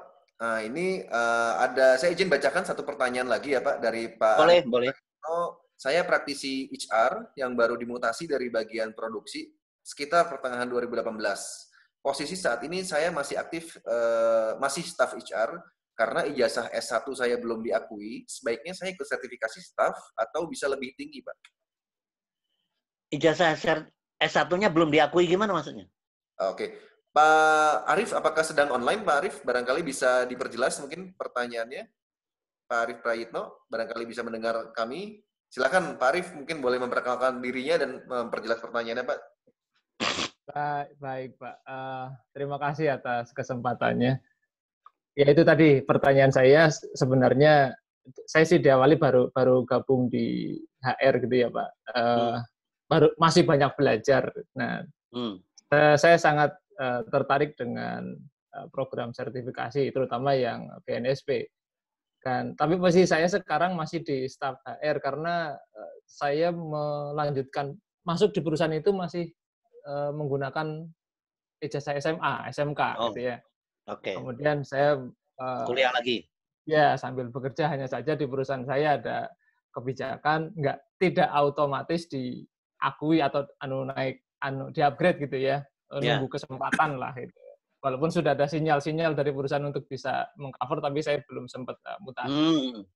Nah, kalau dengan kondisi saya sekarang ini, di bulan Juli 2018 kan belum nyampe 2 tahun tuh, kalau tadi saya ngelihat ada beberapa kriteria persyaratnya ya. Apakah saya tetap harus misalnya ikut sertifikasi di area staf dulu atau bisa lebih tinggi karena mungkin saya punya ijazah S1. Iya, itu saja. Sekarang posisinya sebagai apa, Mas? Saya masih di staf HR, Pak. Masih di staf. Iya. Jabatannya masih staf. Iya. Sebaiknya ikut staf dulu aja. Oh. Terus kemudian nanti begitu 6 bulan atau 3 bulan kemudian ada event lagi, sampean ikut yang saya supervisor. Upgrade bisa ya Pak ya? Ya, begitu. Karena kan posisi sampean masih sebagai pengelola SR kan, pengelola SDM kan di perusahaan kan? Iya. Nah, ketika memiliki sertifikat yang di bawahnya untuk upgrade ke atasnya boleh. Dengan catatan tadi, Mas. Sampean betul-betul memahami unit-unit kompetensi yang ada. Tadi kan ada tuh, nanti kan tahu tuh. Nanti kan di-share itu kan materinya kan. Saya dari ada gitu kan. Nah, sampean pelajarin tuh. Dari staff apa, supervisor, unit kompetensinya apa. Nah, korelasikan dengan tugas-tugas yang Anda jalani sekarang. Nah, inventarisir itu yang sesuai. Inventarisir yang sesuai, kumpulkan itu jadi eviden, Mas. Itu jadi portofolio namanya. Itu. Nah, yang tidak sesuai tadi Bapak udah menjawab kayaknya ya. Yang tidak sesuai jadi belajar. Panjenengan harus belajar, ya. Belajar, kemudian bisa membuat pengetahuan, membuat teori yang bisa dipraktekkan, gitulah. Membuat alur cerita teori tapi bisa dipraktekkan, gitu. Oke, Pak. Oke. Karena sampai sudah S1 soalnya kan? Iya. Sudah S1 kan? Ya. Jadi S1-nya itu Mas yang mendorong untuk Mas mendapat kesempatan. Karena tadi kan ada tuh capaian pengakuan kesetaraan, capaian pembelajaran, dan capaian kompetensi kerja. Ada tadi kan penjelasannya di depan? Jelas, ya. Ya. Jadi S1 kalau nanti di browsing deh. Buka KKNI, Kerangka Kualifikasi Nasional Indonesia, diklik. Itu ada jenjangnya itu. Ada pengakuan kesetaraan jenjang tuh. S1 levelnya apa gitu. Setara dengan apa kalau gitu. Oke? Oke, Pak. Terima kasih. Baik, Pak Marwito, ini ada satu pertanyaan lagi dari Bu Titim. Kalau saya mau jadi asesor khusus untuk tenaga pendidik, bagaimana caranya, Pak? Kalau khusus asesor tenaga pendidik, harus sertifikasi dosen, Mas. Itu kan ada sertifikasi ya. Ada sertifikasi tenaga pengajar, sorry. Oh, ada. Mbak Titim ngajar atau tidak? Ngajar di perguruan tinggi? Bu Titim, apakah sedang online, Bu Titim? Saya juga kebetulan ini, Pak.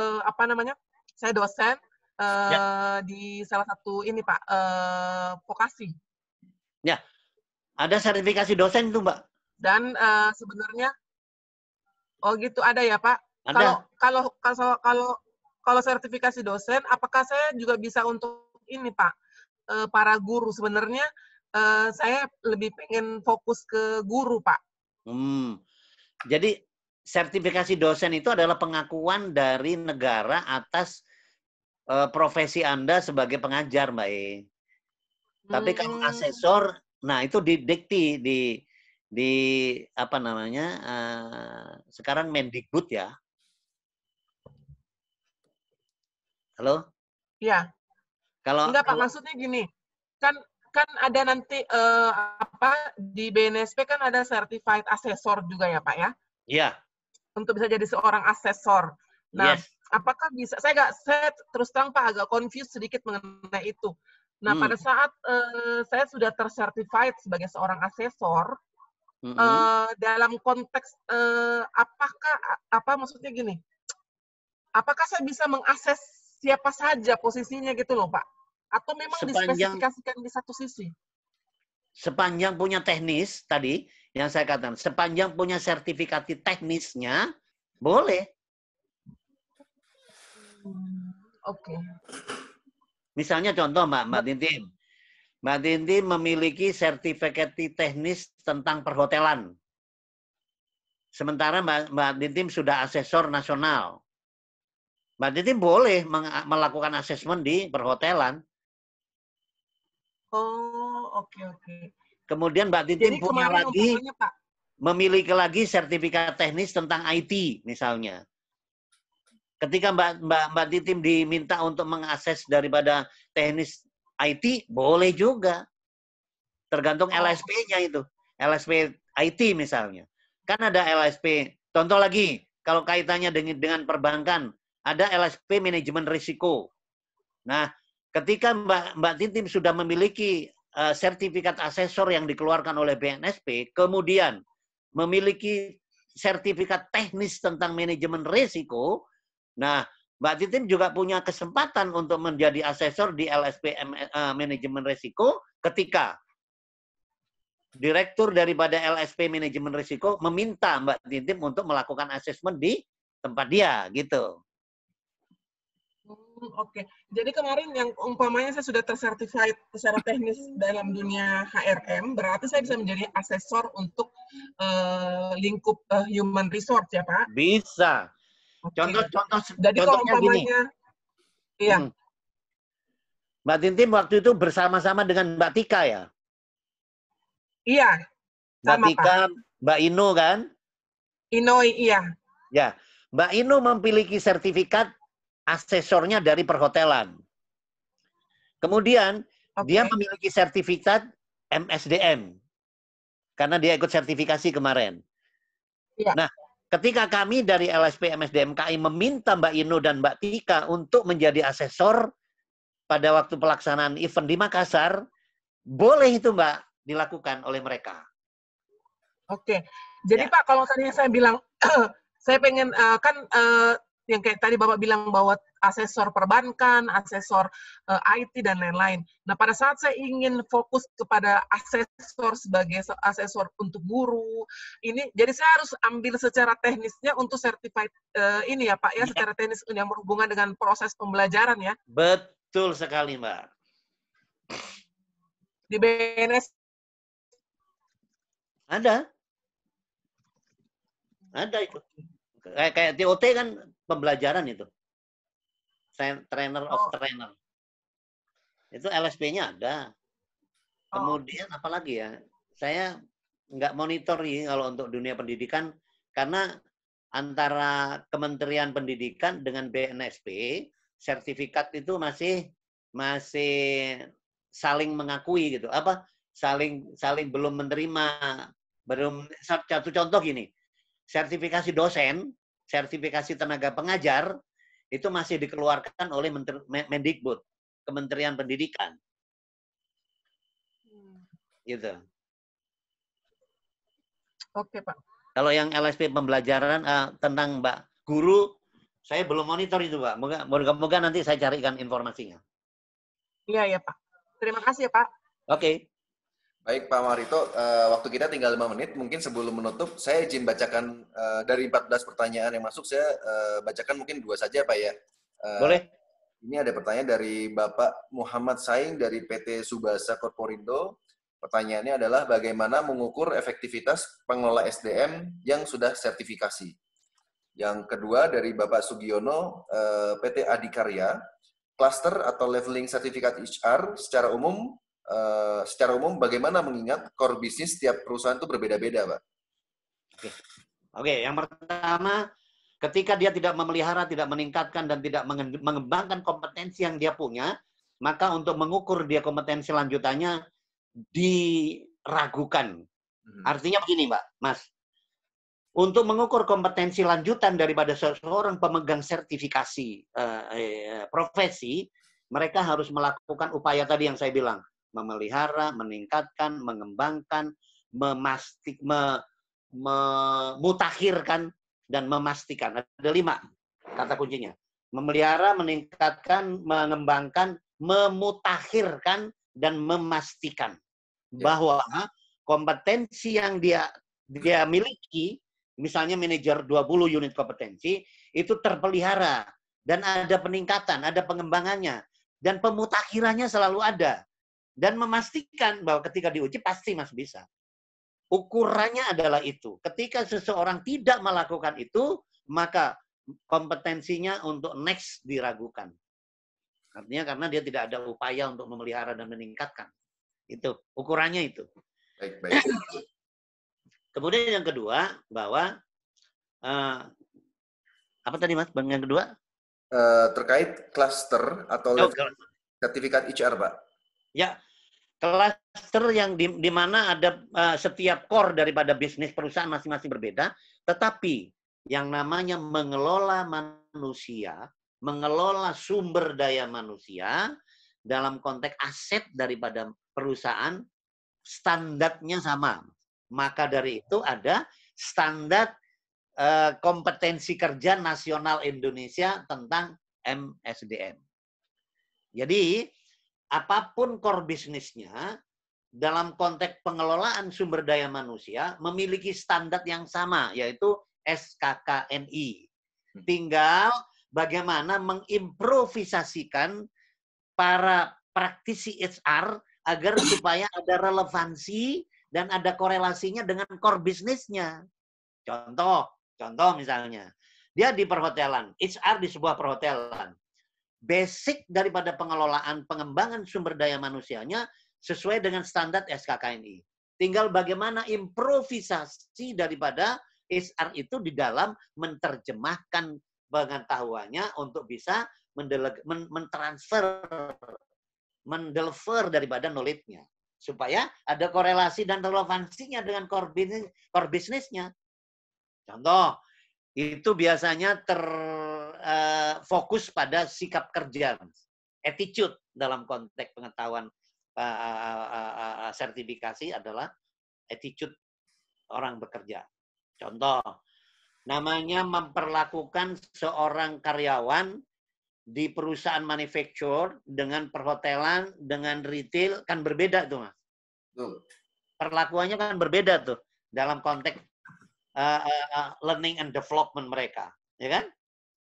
Nah, tinggal bagaimana piawainya seorang praktisi HR di dalam melakukan improvisasi tupoksinya dan peranannya tentunya. Nah, itu kira-kira kalau menurut saya ya, pendapat saya seperti itu. Baik, Pak Marwito, terima kasih banyak atas waktunya. Luar biasa sekali penyampaiannya. Nanti mungkin bagi Bapak Ibu yang hadir di acara malam hari ini, nanti untuk materi akan kami bagikan melalui WhatsApp oleh Yeni, tim dari Indonesian Makers Club.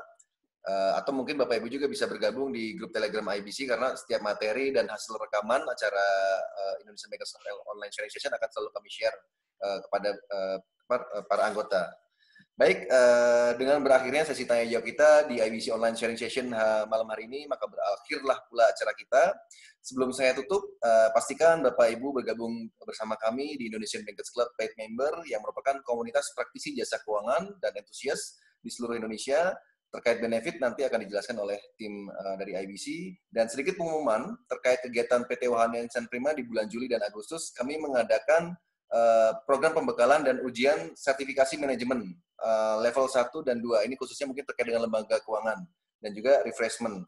Bagi yang mau bergabung dapat menghubungi tim kami dan nanti mungkin ke depan bersama Pak Marwito kita mungkin coba ya Pak ya kita adakan program pembekalan dan juga sertifikasi terkait dengan HR, dengan trainer. Nanti kita cek dulu Pak berapa banyak dari network kami yang ingin agar kita coba gabungkan ya Pak ya, seperti itu. Boleh.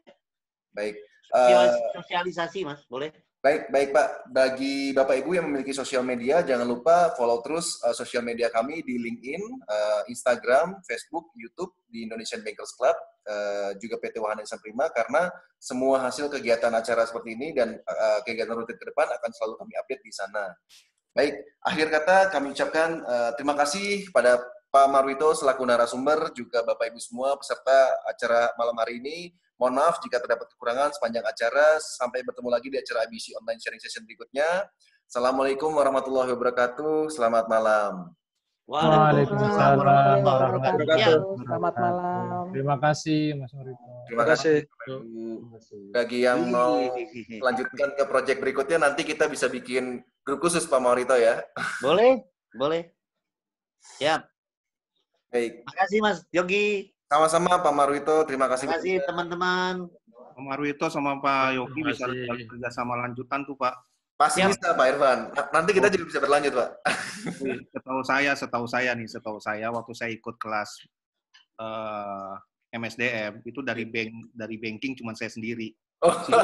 Dari manufacturer sama startup. Jadi kayaknya Mas Yogi kalau mau bikin ini opportunity-nya gede banget Mas. Bisa nanti mungkin Mas Irfan juga bisa jadi ngajar kan Mas, jadi asesor. Oh iya. Bisa ke sana pengajarnya harus certified. Sudah asesor di bank ya Mas Irwan ya? Sudah Pak, saya sudah termasuk NSP-nya untuk BNSP untuk national trainer juga saya sudah Pak. Oh, boleh ngajar tuh, bisa ngajar tuh Mas. Bisa Iya, ngajar. syaratnya begitu. Karena sudah punya teknis Bisa. juga MSDM, Betul. teknis TOT. Asesor udah Mas? Asesor sudah tapi belum BNSP Pak. Oh, belum BNSP. Belum BNSP.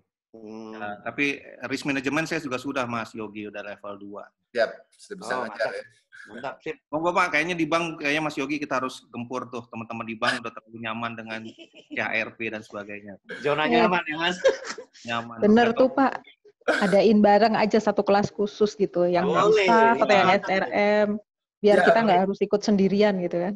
Mantap, Kayaknya mantap. kita Pak Marwito kayaknya untuk level direktur belum ada Pak sebenarnya BNSP. Sudah Pak. Nanti, oh ya, informasi Mas. Semoga di 2020 ini sudah ada persetujuan pengembangan skema dari kami itu mengenai level Vice President, Mas. GM ya, General Manager dan Vice President. Terus kemudian ada juga skema Learning and Development Manager. Ada juga. Nah, tuh Ada. Mas Irfan dapat tuh. Ada. Pak, saya di level, berarti kalau saya sekarang di level VP, sementara saya kemarin level manager, ikut ujian lagi dong, Pak. Ya, ya harus. Karena skemanya beda, Mas. Skemanya Unit beda, kan? kompetensinya beda. Ya lebih banyak strategis ya. Ya, lebih banyak ke strategis. Ya, oke. Unit kompetensinya cuma 18, Mas. Ya, kayaknya kita mungkin di Bu Yasinta kita mau bikin di level staff dulu lah ya.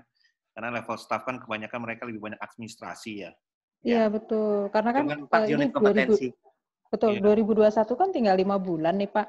Sementara kan kami juga Bank Mantap itu kan baru berdiri ya. Kenapa harus nunggu lama gitu? Kalau memang seluruh stafnya bisa diikut sertakan, saya akan propose itu. Dan lagi perform juga loh, Mbak. Itu adalah value juga bagi Bank Mantap ketika para pengelolanya certified, Mbak. Exactly, Pak. Itu memang impian saya. Hati-hati publik akan meningkat itu. Tapi Iya. hati-hati Bu Yasinta, begitu Kenapa tahu tuh? semua stafnya sudah BNSP, bank Terus lain di-hijack gitu ya? pada gua kirim orang training. Enggak. Jadi itu tugas challenge saya yang lain adalah untuk membuat mereka engage dengan kami. Ya. Oke. Dibiayai oleh kantor soalnya. Iya, betul. Itu challenge banget untuk kita ketemu anak-anak milenial nih. Ya, betul. Betul. Baik, Mbak Yasinta, Oke, Pak Irfan. makasih sekali lagi Mas Yogi, Nanti Pak kita lanjut Marwito. lagi diskusi. Ya. Oke, terima kasih. Terima kasih, malam semuanya. Malam.